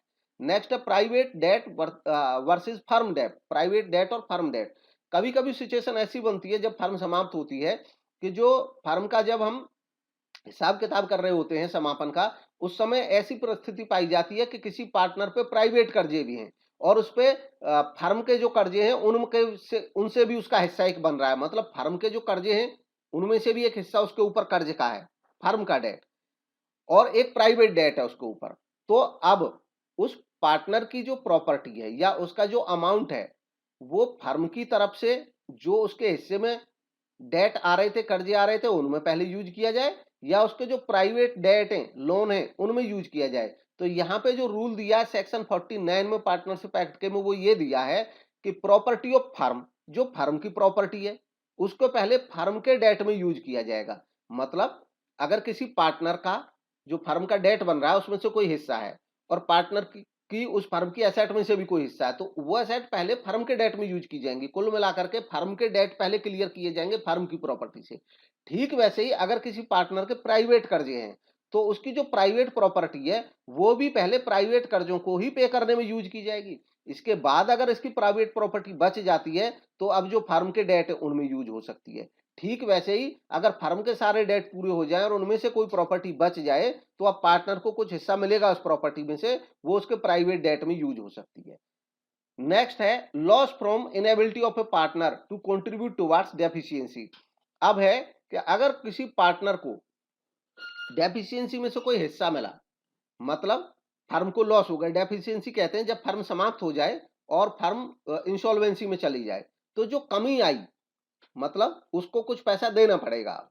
अब मान लो प्राइवेट प्रॉपर्टी में से उसको पैसा देना पड़ेगा क्योंकि जो पार्टनर्स की लायबिलिटी होती है वो अनलिमिटेड होती है, तो पार्टनरशिप में जो लॉस होता है उसकी कोई लिमिट नहीं है, इसलिए उनकी पर्सनल प्रॉपर्टी से भी वो पेमेंट करनी पड़ेगी। अब बात आती है कि अगर मान लो कोई पार्टनर इनेबल है, इनेबल मतलब वो पर्सनल प्रॉपर्टी भी उसकी समाप्त हो गई और वहां से भी पैसा नहीं दे सकता, तो अब क्या होगा? ऐसे केस में क्या होगा? अगर कोई स्पेसिफिक एग्रीमेंट नहीं है, मतलब इस बारे में कोई विशेष प्रावधान पहले से उन्होंने नहीं कर रखा था अपने पार्टनरशिप डीड में, तो ऐसे केस में जो लॉस होगा, जो लॉस फर्म का उसके हिस्से में आएगा पार्टनर के में। अब क्योंकि वो पार्टनर की पर्सनल प्रॉपर्टी भी समाप्त है तो वहां से भी पूरी नहीं हो सकती, तो वो अब बियर किया जाएगा रिमेनिंग पार्टनर्स के द्वारा, रिमेनिंग सोलवेंट पार्टनर्स के द्वारा। सोलवेंट पार्टनर वो पार्टनर है जो सक्षम है। सक्षम मतलब वो अपना प्राइवेट लोन भी चुका चुके हैं, चुका सकते हैं, और फर्म वाले लोन का हिस्सा था वो भी चुका चुके हैं, तो उसके बाद भी वो सक्षम है। तो अब उनसे ये पैसा लिया जाएगा, मतलब वो उस पार्टनर जो डूब गया है, जो अपने पर्सनल प्रॉपर्टी में से भी पैसा नहीं ला पाया था, पर्सनली भी इंसॉल्वेंट हो गया था, उसके लोन को फर्म वाले लोन को ये पार्टनर अब पे करेंगे गार्नर वर्सेस मरे के जो प्रिंसिपल है उसके अकॉर्डिंग। और इस केस में जो गार्नर वर्सेस मरे का केस था, उसमें डिसीजन ये हुआ था कि जो सॉल्वेंट पार्टनर्स हैं, जो सक्षम पार्टनर्स हैं, वो बियर करेंगे ऐसे लॉस को अपने कैपिटल के रेशो में। और कैपिटल कौन सी? जो कैपिटल उनकी डिसोल्यूशन की डेट पे एग्जिस्ट कर रही थी उस रेशो में। Next, following accounts are prepared at the time of dissolution of firm. Firm का जब डिसोल्यूशन होता है तो ये अकाउंट्स बनाने होते हैं: realization account, partners loan account, partners capital account और बैंक अकाउंट। सबसे पहले रियलाइजेशन अकाउंट। रियलाइजेशन अकाउंट बनाया जाता है इसलिए कि जो फर्म की एसेट है उनको बेचा जाएगा और उनसे पैसा वसूल किया जाएगा, रियलाइज किया जाएगा, और जो पैसा आएगा उससे लायबिलिटीज की पेमेंट करी जाएगी। इस मकसद के लिए बनता है रियलाइजेशन अकाउंट। अब रियलाइजेशन अकाउंट जब बन जाता है तो हो सकता है लास्ट में कुछ प्रॉफिट बच जाए या हो सकता है इसमें कोई लॉस हो जाए। प्रॉफिट बच गया तो भी पार्टनर्स को बांट दिया जाता है प्रॉफिट शेयरिंग रेशो में। अगर लॉस हुआ तो लॉस को भी पार्टनर से चार्ज किया जाता है प्रॉफिट शेयरिंग रेशो में। अब इसके बाद बारी आती है रॉयल्टी अकाउंट्स। तो सबसे पहले जानते हैं रॉयल्टी क्या होती है। रॉयल्टी वो पेमेंट होती है, रॉयल्टी वो पेमेंट होती है जो किसी एसेट के ओनर को प्राप्त होती है। और प्राप्त किसके द्वारा होती है? मतलब कौन देता है उसको ये अमाउंट? ये उसको अमाउंट वो देता है जो उसकी एसेट को किराए पे लेता है। ये एसेट कौन सी होती है जिनके बदले में रॉयल्टी मिलती है? जैसे कि mine, queries, patent, copyright etcetera. ऐसे केस में एक बिजनेस एग्रीमेंट होता है और इस बिजनेस एग्रीमेंट के मुताबिक उस एसेट को जो पर्सन यूज करता है वो उस एसेट के ओनर को अमाउंट पे करता है। इसको किराया भी बोल सकते हैं, किराया। और इसी को रॉयल्टी यानी कि अधिकार शुल्क बोला जाता है। इसको कैलकुलेट किया जाता है, रॉयल्टी की जो कैलकुलेशन होती है वो कैलकुलेट की जाती है या तो प्रोडक्शन के आधार पे या सेल के आधार पे। जो एसेट का ओनर होता है उसको लैंडलॉर्ड या लेसर कहा जाता है, और जो एसेट को यूज करता है उसको लेसी कहा जाता है। Examples of royalty. रॉयल्टी के जो एग्जांपल्स हैं उसमें है ओनर ऑफ माइन। माइन का जो एक ओनर होता है वो मिनरल्स निकालने के लिए, एक्सट्रैक्ट करने के लिए अपनी लैंड को किसी बिजनेस को दे देता है, बदले में उसको रॉयल्टी मिलती है। राइट ऑफ पेटेंट्स और कॉपीराइट। किसी के अगर कोई पेटेंट है या कॉपीराइट है तो वो उनको किसी बिजनेस फर्म को दे सकता है, लाइसेंस दे सकता है उनको यूज करने का, उसके बदले में जो अमाउंट आएगा वो रॉयल्टी। कोई ऑथर या आर्टिस्ट या डिजाइनर अपने जो एक्सक्लूसिव राइट होते हैं, कॉपीराइट जिनको कहा जाता है, वो किसी को दे सकता है और बदले में फीस लेता है, बदले में जो अमाउंट चार्ज करता है वो रॉयल्टी कहलाती है। रॉयल्टी से रिलेटेड कुछ टर्मिनोलॉजी है जैसे मिनिमम रेंट, जिसको डेड रेंट भी कहा जाता है। मिनिमम रेंट या डेड रेंट वो मिनिमम अमाउंट होती है जो लैंडलॉर्ड को हर हालत में लेसी से मिलेगी, चाहे लेसी को कोई इनकम हो रही है उस एसेट से और चाहे नहीं हो रही है। तो ये जो न्यूनतम अमाउंट होती है इसी को मिनिमम रेंट या डेड रेंट कहते हैं। ये इसलिए होती है ताकि जो एसेट का ओनर है उसकी अर्निंग की एक सेफ्टी बनी रहे कि मैंने आपको किराए पे दे दी, अगर मान लो उसका यूज आप नहीं कर पाए तो ऐसा नहीं कि आप कहोगे कि मैंने यूज नहीं करी है पैसे नहीं दूंगा, मेरा एग्रीमेंट था आपको न्यूनतम इतना अमाउंट देना ही पड़ेगा। ये जो न्यूनतम अमाउंट है ये मिनिमम रेंट है। नेक्स्ट होता है शॉर्ट वर्किंग। शॉर्ट वर्किंग क्या होती है? कभी कभी क्या होता है कि जो मिनिमम रेंट होता है यानी कि जो न्यूनतम अमाउंट तय कर रखा था, जैसे मान लो हमने अपनी माइन दी किसी को किराए पे, हमने कहा कि साल में आप मुझे 1 लाख रुपया न्यूनतम दोगे। इसके अलावा मैंने कह रखा था कि जितना आप इसमें से माइनिंग करोगे तो पर स्क्वायर फीट के हिसाब से आप पे करोगे। मान लो पर स्क्वायर फीट के हिसाब से जो एक्चुअल रॉयल्टी बन रही है वो बन रही है 80,000 रुपए। अब लेकिन मैंने तो कह रखा था कि भाई मेरी इनकम की सेफ्टी भी मुझे चाहिए। अगर आपकी एक्चुअल रॉयल्टी 1.5 लाख बनती तो मुझे 1.5 लाख देते, बट अगर 80 बन रही है तो मेरा लॉस हो रहा है, इसलिए आप मुझको जो मिनिमम रेंट तय है वो जरूर दोगे। तो अब जो मिनिमम रेंट देने से जो यूजर है प्रॉपर्टी का, जो बिजनेसमैन है जिसने बिजनेस कर रखा है, उसका तो उसका जो रॉयल्टी बन रही है मेथड जो कैलकुलेशन के हिसाब से वो 80,000 बन रही है, लेकिन मिनिमम जो वर्किंग है वो 1 लाख रुपए उसको देनी पड़ रही है। तो 20,000 जो दे रहा है वो देना तो पड़ रहा है उसको, लेकिन वो कहेगा ये शॉर्ट वर्क है, मतलब इतना कम काम हुआ है, इसी को शॉर्ट वर्किंग कहा जाता है। अब इसके बाद है एक्सेस वर्किंग। शॉर्ट वर्किंग का जस्ट उलट है। कभी कभी क्या होता है कि जो एक्चुअल रॉयल्टी है वो मिनिमम रेंट से ज्यादा होती है। जैसे मान लो हमने जो एक्चुअल काम किया उसके हिसाब से हमारा जो एक्चुअल रॉयल्टी बन रही है वो बन रही है 1.5 लाख। अब 1.5 लाख जो एक्चुअल रॉयल्टी बन रही है, लेकिन मिनिमम रेंट जो तय था हमारा पहले से वो 1 लाख था। तो अब इसका मतलब हमने इस बार ज्यादा काम किया तो ज्यादा रॉयल्टी बन रही है। ये जो 50,000 एक्सेस है इसको कहा जाएगा एक्सेस वर्किंग। अब इसका यहाँ पे यूज क्या है या इंपोर्टेंस क्या है? कभी कभी अगर आपस में उनका एग्रीमेंट हो लेसर का और लेसी का, तब यूज होता है ये टर्म जो अभी डिस्कस करेंगे। कभी कभी वो आपस में ऐसा एग्रीमेंट करते हैं लेसी और लेसर कि अगर किसी साल आपको लॉस हो जाए बिजनेसमैन को, कि काम तो आपका इतना हुआ कि 80,000 ही रॉयल्टी बनती, आपका काम कम हुआ लेकिन देने पड़ गए 1 लाख, तो इसका मतलब 20,000 का लॉस हो गया। तो जो ओनर है वो ये कहता है कि देखो 20,000 का लॉस हो गया, कोई बात नहीं भाई, मेरी इनकम चाहिए मुझे, 20,000 का आपका लॉस हो गया तो मैं आपको एक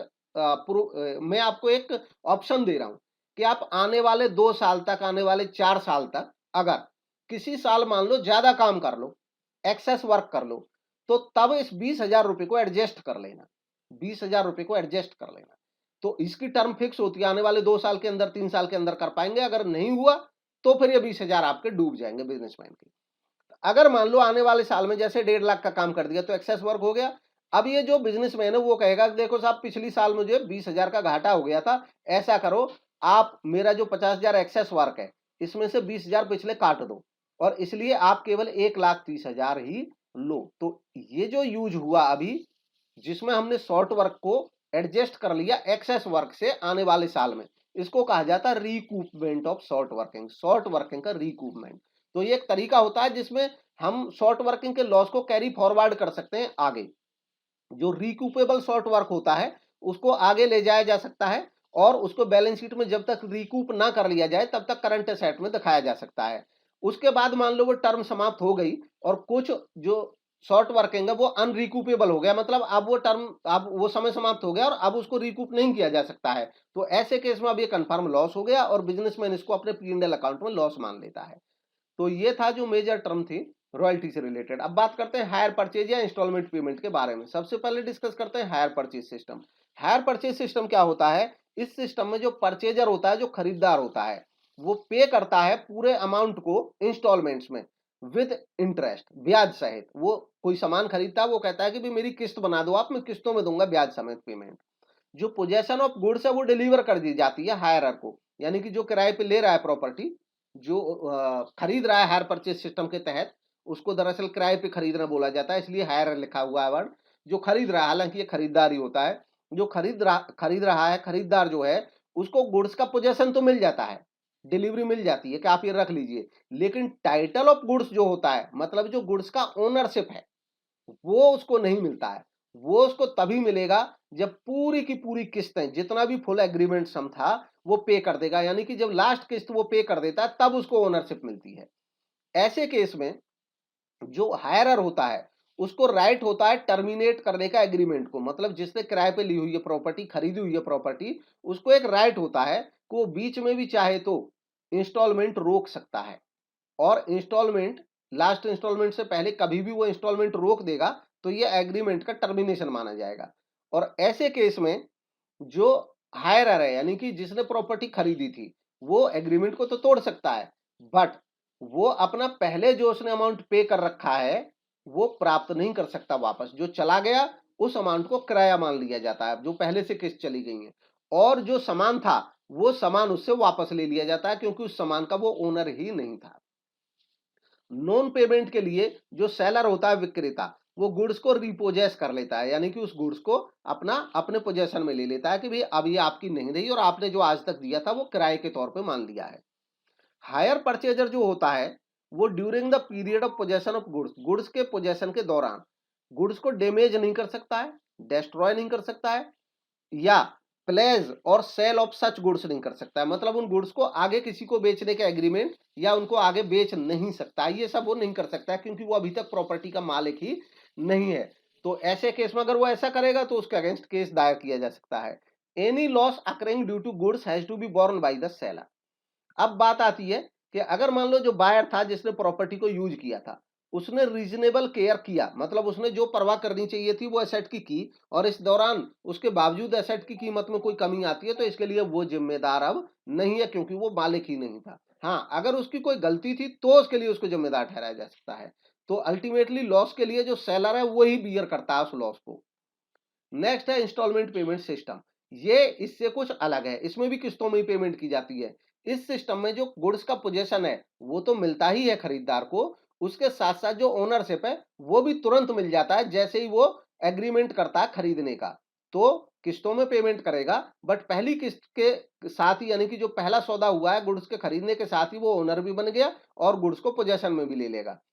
if buyer stops the payment of dues, अगर मान लो ऐसे केस में जो बायर है वो अपनी किस्त देना बंद कर दे तो क्या होगा? तो जो सेलर है उसको राइट नहीं है गुड्स को सीज करने का, मतलब जो सेलर है वो सामान को वापस सीज नहीं कर सकता है। हाँ, सेलर क्या कर सकता है, सेलर नॉन पेमेंट प्राइस के लिए, प्राइस का जो पेमेंट नहीं हुआ है उसके लिए वो वाद दायर कर सकता है, केस दायर कर सकता है बायर पे, खरीदार पे। ऐसे केस में any loss accruing to the goods, अब इस केस में अगर गुड्स को कोई भी लॉस हुआ है तो ऐसे केस में जो बायर है वही बियर करेगा क्योंकि बायर ही पहली किस्त के समय से ही इसका ओनर है। नेक्स्ट सिस्टम है ब्रांच अकाउंट। तो ब्रांच अकाउंट है, इसके बारे में समझेंगे। ब्रांच अकाउंट को डिफाइन किया है कंपनीज एक्ट 2013 के सेक्शन 2 सबसेक्शन 14 में। A branch office is any established described as a branch by the company. Company जिसको ब्रांच डिस्क्राइब करेगी उसी को ब्रांच ऑफिस कहा जाएगा। क्लासिफिकेशन ऑफ ब्रांचेज, ब्रांचेज का क्लासिफिकेशन हो सकता है इनलैंड ब्रांचेज में, फॉरेन ब्रांचेज में। इनलैंड ब्रांचेज जो देश के अंदर रहती हैं ये दो तरीके की हो सकती हैं, डिपेंडेंट ब्रांच, इंडिपेंडेंट ब्रांच। जो डिपेंडेंट ब्रांच होती हैं इनके जो अकाउंटिंग रिकॉर्ड्स होते हैं वो केवल हेड ऑफिस पे ही रखे जाते हैं, जबकि जो इंडिपेंडेंट ब्रांच होती हैं इनके अकाउंटिंग रिकॉर्ड्स, वो जो ब्रांच होती है ब्रांच वाइज इनके अलग इंडिपेंडेंट अकाउंटिंग रिकॉर्ड्स रखे जाते हैं। नेक्स्ट है फॉरेन ब्रांच। फॉरेन ब्रांच जो होती है तब कहा जाता है जब किसी देश की कंपनी की ब्रांचेस दूसरे देशों में होती हैं तो फॉरेन ब्रांच कहलाती है। नेक्स्ट है मेथड ऑफ अकाउंटिंग। अब इसमें अकाउंटिंग के मेथड क्या है, इसके अकाउंटिंग के मेथड अलग अलग हैं। Final account method, final account method कौन सा होता है, इसमें profit and loss account, final account method में प्रॉफिट और लॉस अकाउंट जो ब्रांच का होता है वो एसर्टेन किया जाता है branch trading and P and L account बना करके, यानी कि हर एक ब्रांच का trading and P and L account अलग से बनता है। दूसरा है डेटर मेथड। डेटर मेथड के केस में जो हेड ऑफिस है वो मेंटेन करता है हर एक ब्रांच के लिए एक ब्रांच अकाउंट, एक ब्रांच अकाउंट उसका प्रॉफिट या लॉस कैलकुलेट करने के लिए। तीसरा है stock and debtor method. Stock and debtor जो मेथड होता है इसमें जो हेड ऑफिस है ये एफिशिएंट यानी कि एक ज्यादा अच्छा कंट्रोल रखता है ब्रांच पे और इसके लिए वो कई तरीके के अकाउंट्स बनाता है, जैसे हर एक ब्रांच के लिए branch stock account invoice price पे, branch debtors account, branch adjustment account, branch P and L account, goods sent to branch account. Next है डिपार्टमेंटल अकाउंट। अभी हमने ब्रांच अकाउंट पढ़ा, अब डिपार्टमेंटल अकाउंट। डिपार्टमेंटल अकाउंट क्या होता है, जब एक बिजनेस की एक प्रोमाइसिस के अंदर ही अलग अलग डिपार्टमेंट होते हैं तो वो डिपार्टमेंटल अकाउंट होती है। तो कई दफे कोई बिजनेस अपने हर एक डिपार्टमेंट का बेनिफिट, वो जो प्रॉफिट या लॉस वो अलग निकालना चाहेगा। जैसे डिपार्टमेंटल अकाउंटिंग का मतलब होता है separate account for different department of A business. एक बड़ा बिजनेस हाउस है, उसका बड़ा शोरूम है, उस शोरूम में वो कई तरह के सामान रखता है, वो फुटवियर भी रखता है, वो रेडीमेड गारमेंट्स भी रखता है, तो अलग अलग डिपार्टमेंट हो गए, उनके अलग अलग प्रॉफिट वो कैलकुलेट कर सकता है। It helps in identifying the performance of each department.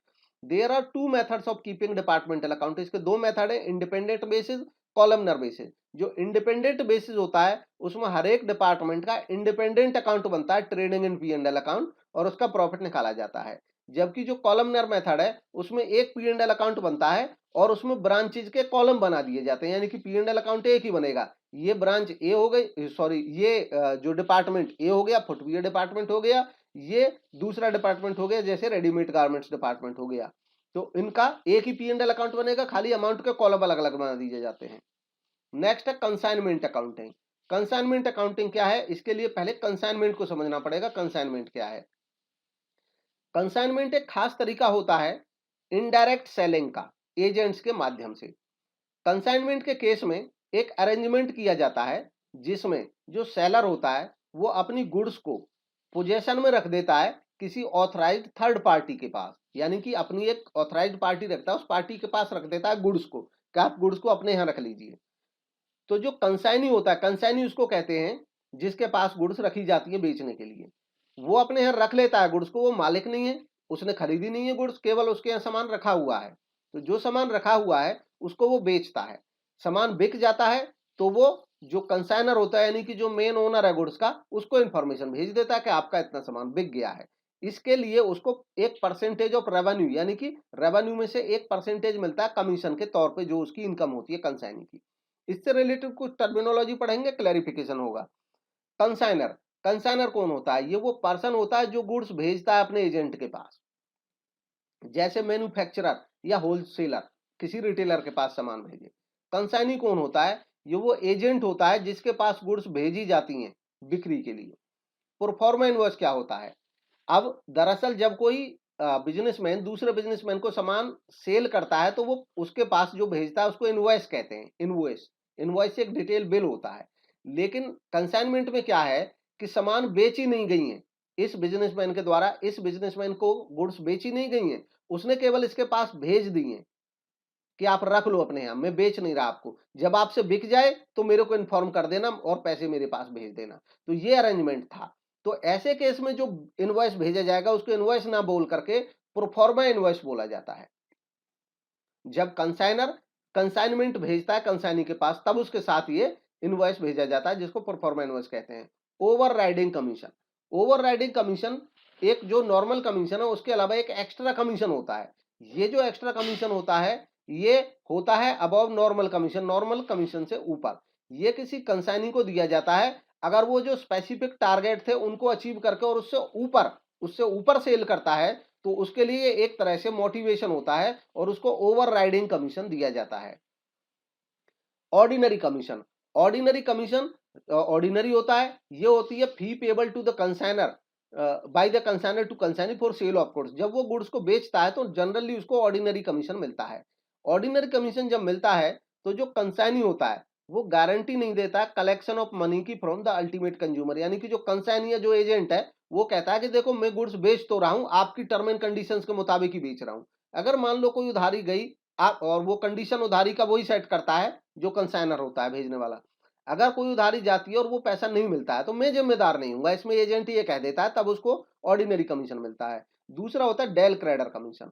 अब डेल क्रेडर कमीशन एक तरह से एडिशनल कमीशन होता है जो कंसाइनी को इसलिए मिलता है अगर वो एडिशनल रेस्पॉन्सिबिलिटी लेता है कस्टमर से मनी कलेक्ट करने की, मतलब वो ये जिम्मेदारी भी अगर ले ले कि जो उधार बेचा जाएगा उससे कलेक्ट भी मैं ही करूंगा और अगर पैसा नहीं मिला तो मैं जिम्मेदार होऊंगा। ऐसे केस में उसको जो कमीशन मिलता है तब डेल क्रेडर कमीशन बोला जाता है। In case customers do not पे, अगर कस्टमर पे नहीं करें तो जो कंसाइनी होता है वो पूरा लॉस बियर करेगा बैड डेट्स का अपने ऊपर ही। Although it is paid for taking over the risk of bad debt, हालांकि ये जो डेल क्रेडर कमीशन है ये जो बैड डेट की रिस्क है उसके लिए पे किया जाता है, बट उसके बावजूद क्योंकि जो बैड डेट का लॉस है तो क्रेडिट सेल से होता है, बट उसके बावजूद डेल क्रेडर कमीशन की जो गणना होती है वो कैलकुलेट की जाती है टोटल सेल्स पे। नेक्स्ट है अकाउंट सेल्स। अकाउंट सेल्स एक पीरियोडिकल स्टेटमेंट होता है जो प्रिपेयर किया जाता है कंसाइनी के द्वारा और भेजा जाता है कंसाइनर को। उसमें डिटेल रहती है ऑल सेल्स की, चाहे कैश है या क्रेडिट है, एक्सपेंसेस जो हुए हैं और कमीशन जो ड्यू बन रहा है, मतलब पूरी तरह से एक स्टेटमेंट सारी चीजों का भेजता है पर एक टाइम पीरियड पे, जो टाइम पीरियड फिक्स कर दिया जाता है कंसाइनर और कंसाइनी के द्वारा एग्रीमेंट करके, उस अवधि में वो अपना स्टेटमेंट भेजता रहता है। नेक्स्ट है ज्वाइंट वेंचर। अब ज्वाइंट वेंचर क्या है? जॉइंट वेंचर एक temporary form of business organization, यानी कि बिजनेस ऑर्गेनाइजेशन के जो बाकी फॉर्म होते हैं जैसे सोल ट्रेडर है, पार्टनरशिप है, कंपनी है, कोऑपरेटिव सोसाइटी है, उनको माना जाता है कि वो परमानेंट फॉर्म होते हैं, लंबे समय तक काम करते हैं बाई नेचर। वो अलग बात है कि कोई जल्दी समाप्त हो जाए, बट जो जॉइंट वेंचर है इसकी नेचर ही टेम्परेरी होती है, बाई नेचर ये टेम्परेरी होता है। ये एग्जिस्टेंस में आता है जब दो या दो से ज्यादा एंटिटी, कोई भी संस्थाएं जिनके पास कोई रिक्वेजिट स्किल होती हैं और वो टुगेदर एक साथ आती हैं टेम्परेरी पार्टनरशिप करने के लिए, यानी कि एक टेम्परेरी पार्टनरशिप करती हैं कुछ समय के लिए, कुछ एक पर्टिकुलर काम के लिए, तो उसको जॉइंट वेंचर कहा जाता है। जॉइंट वेंचर की फीचर्स, ये किया जाता है किसी खास पर्पज के लिए और जनरली इसलिए लिमिटेड ड्यूरेशन का होता है। जो पार्टनर्स होते हैं इस केस में उनको को वेंचरर्स बोला जाता है। जो प्रॉफिट या लॉस होता है जॉइंट वेंचर का वो को वेंचरर्स के बीच में एग्रीड रेशो में बांटा जाता है। एक जो जॉइंट वेंचर होता है उसका जनरली कोई नाम नहीं होता है। को वेंचरर्स जो होते हैं वो जो कैपिटल है, इनिशियल कैपिटल, वो कंट्रीब्यूट कर भी सकते हैं, नहीं भी कर सकते हैं। जो जॉइंट वेंचर होता है वो डिसॉल्व हो जाता है अगर बिजनेस का जो पर्पज है वो समाप्त हो जाए। तो जैसे बिजनेस का पर्पज समाप्त होगा जॉइंट वेंचर भी समाप्त हो जाता है। अकाउंट्स ऑफ को वेंचरर्स, जो को वेंचरर्स के अकाउंट होते हैं वो सेटल किए जाते हैं इमीडिएटली ऑन डिसोल्यूशन। जैसे ही समापन होता है तो को वेंचरर्स के जो अकाउंट हैं वो सेटल कर दिए जाते हैं। नेक्स्ट है applications of computers in accounting. Accounting में कंप्यूटर्स का एप्लीकेशन, तो इसके लिए हम समझेंगे meaning and elements of computer system. Computer क्या है? कंप्यूटर एक इलेक्ट्रॉनिक डिवाइस है जो कैपेबल है वैरायटी ऑफ ऑपरेशंस को परफॉर्म करने के लिए, और जो ऑपरेशंस को वो परफॉर्म करता है वो जो पहले से सेट ऑफ इंस्ट्रक्शन उसमें फीड होती है उनके अकॉर्डिंग करता है। द सेट ऑफ इंस्ट्रक्शन, जो इंस्ट्रक्शंस का सेट होता है पहले से फीड, उसको कंप्यूटर प्रोग्राम बोलते हैं। कंप्यूटर सिस्टम जो होता है वो 6 एलिमेंट का कॉम्बिनेशन है जिसमें आते हैं, ये 6 एलिमेंट्स हैं: हार्डवेयर, सॉफ्टवेयर, पीपल, जिसको मेनवेयर भी बोल देते हैं या पीपल वेयर, पीपल, प्रोसीजर्स और डेटा और कनेक्टिविटी। इसमें से जो मेन चीजें हैं उनको पढ़ते हैं। हार्डवेयर, हार्डवेयर फिजिकल कंपोनेंट रहते हैं जैसे keyboard, mouse, monitor, processor. Software, software set of program होता है और इसकी वजह से ही हार्डवेयर काम करता है। हार्डवेयर तभी काम करता है जब सॉफ्टवेयर होता है। 6 टाइप ऑफ सॉफ्टवेयर, सॉफ्टवेयर के जो मेन 6 टाइप्स हैं वो है operating system, utility programs, application software, language processor, system software, connectivity software. Then people, people उन लोगों को कहते हैं जो कंप्यूटर से इंटरेक्ट करते हैं और उससे काम कराते हैं। इनको लाइव वेयर भी कहा जाता है। People ware, men ware, live ware इनको बोला जा सकता है। ये सिस्टम एनालिस्ट के फॉर्म में काम करते हैं, प्रोग्रामर्स के फॉर्म में काम करते हैं, ऑपरेटर्स के फॉर्म में काम करते हैं। डाटा, डाटा वो इंफॉर्मेशन होती है जो रेलिवेंट होती है वर्क करने के लिए और यूज की जाती है डिसीजन मेकिंग के लिए। Capabilities of a computer system, computer system की जो कैपेबिलिटीज हैं वो होती हैं: स्पीड, हाई स्पीड होती है, एक्यूरेसी, रिलायबिलिटी, वर्सैटिलिटी, स्टोरेज। इसके बाद लिमिटेशंस, कंप्यूटर सिस्टम की कुछ लिमिटेशंस भी होती हैं: lack of common sense, zero IQ, lack of decision making. इसके अलावा कंपोनेंट्स ऑफ कंप्यूटर, कंप्यूटर के जो कंपोनेंट्स होते हैं उनमें होते हैं input unit, central processing unit. Central processing unit CPU वो अगेन 3 हिस्सों में बटा होता है: arithmetic and logic unit, memory unit, control unit, और third is output unit. Features of computerised accounting system, अब कंप्यूटराइज्ड अकाउंटिंग सिस्टम की फीचर क्या है? इसकी फीचर है कि ऑनलाइन इनपुट होता है डेटा का और ऑनलाइन स्टोरेज कर सकते हैं डेटा को, प्रिंट आउट कर सकते हैं परचेज या सेल्स इनवॉइसेस का। लॉजिकल स्कीम होती है कोडिफिकेशन ऑफ अकाउंट्स के लिए और ट्रांजैक्शन के लिए, यानी कि अकाउंट को कोडिफिकेशन एक लॉजिकल मैनर में किया जा सकता है। Grouping of accounts is done from very beginning, जो अकाउंट्स का ग्रुपिंग है, जब हम मैनुअल अकाउंटिंग करते हैं तो बैलेंस शीट में जाके उनकी ग्रुपिंग होती है एक साथ कि एक पर्टिकुलर हेडिंग में अकाउंट दिखाएंगे। यहाँ पे जो ग्रुपिंग है वो स्टार्ट से ही शुरू हो जाती है, शुरुआत से ही। Instant report for management, management के लिए इंस्टेंट रिपोर्ट हम जनरेट कर सकते हैं। Then management information system and accounting information system. दरअसल मैनेजमेंट इंफॉर्मेशन सिस्टम है कि इंफॉर्मेशन का ऐसा सिस्टम प्रिपेयर करना कि मैनेजमेंट के यूज के लिए कभी भी इंफॉर्मेशन रेडी रहे। तो MIS is a system which provide information necessary to take decision and manage an organization effectively. MIS is supportive of the institutions long term strategic goals and objectives. अगर हमारा information system अच्छा रहेगा, efficient रहेगा, timely information दी जा सकती है, तो इस संस्था के लिए स्ट्रेटेजिकली बेटर रहता है। MIS management information system is viewed and used eight many levels by the management. Management के कई लेवल्स पे इसको व्यू किया जाता है, यूज किया जाता है। अकाउंटिंग रिपोर्ट्स, अकाउंटिंग रिपोर्ट्स का मतलब होता है इंफॉर्मेशन जो सप्लाई की जाती है अकाउंटिंग डिपार्टमेंट के द्वारा पर्टिकुलर नीड को मीट करने के लिए। In accounting report must fulfil the following condition. Accounting report जो है उसमें ये फीचर होनी चाहिए। अकाउंटिंग रिपोर्ट रेलिवेंट होनी चाहिए, टाइमली होनी चाहिए, एक्यूरेट होनी चाहिए, कंप्लीट होनी चाहिए, समराइज फॉर्म में होनी चाहिए। अकाउंटिंग के कुछ मेजर सॉफ्टवेयर, अकाउंटिंग के मेजर सॉफ्टवेयर में Sage, Wings 2000, Best Books, Cash Manager, एज पेज और एटसेट्रा, जिनमें से टैली, ERP ये भी अकाउंटिंग के सॉफ्टवेयर्स हैं। अकाउंटिंग पैकेजेस, अकाउंटिंग पैकेजेस तीन तरीके के हो सकते हैं। Ready to use, ready to use जो होता है उसमें कुछ नहीं करना है, हमको खरीदना है और उसको बस अपनी संस्था में यूज कर लेना है। जो छोटी फर्म है वो इस तरह का सॉफ्टवेयर पसंद करती हैं। कस्टमाइज, कस्टमाइज का मतलब होता है कि बना होता है ऑलरेडी पहले से, बस उसको संस्था के अकॉर्डिंगली उसमें कुछ चेंजेस कराए जा सकते हैं। ये जो मीडियम टाइप की संस्थाएं वो यूज करती हैं।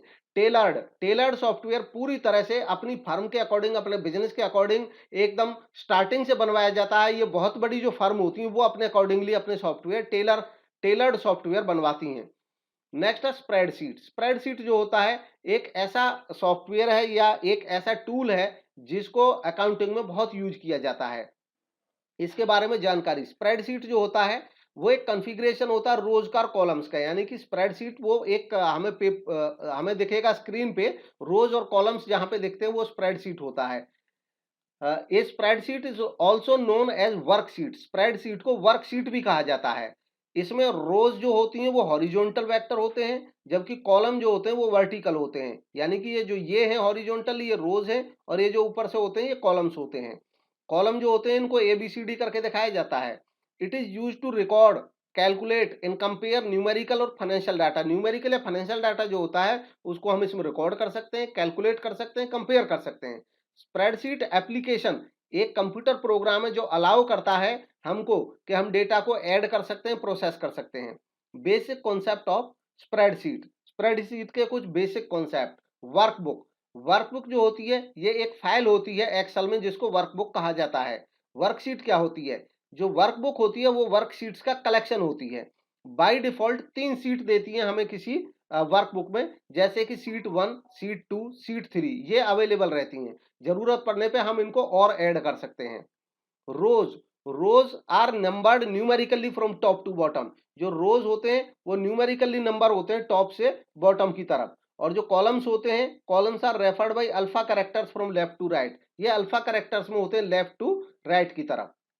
Use of spreadsheet in business application, business application में कहाँ स्प्रेडशीट का यूज होता है? तो पेरोल अकाउंटिंग में इसका यूज होता है। पेरोल अकाउंटिंग होती है जिसमें सैलरी, वेजेस वगैरह का हिसाब किताब रखा जाता है।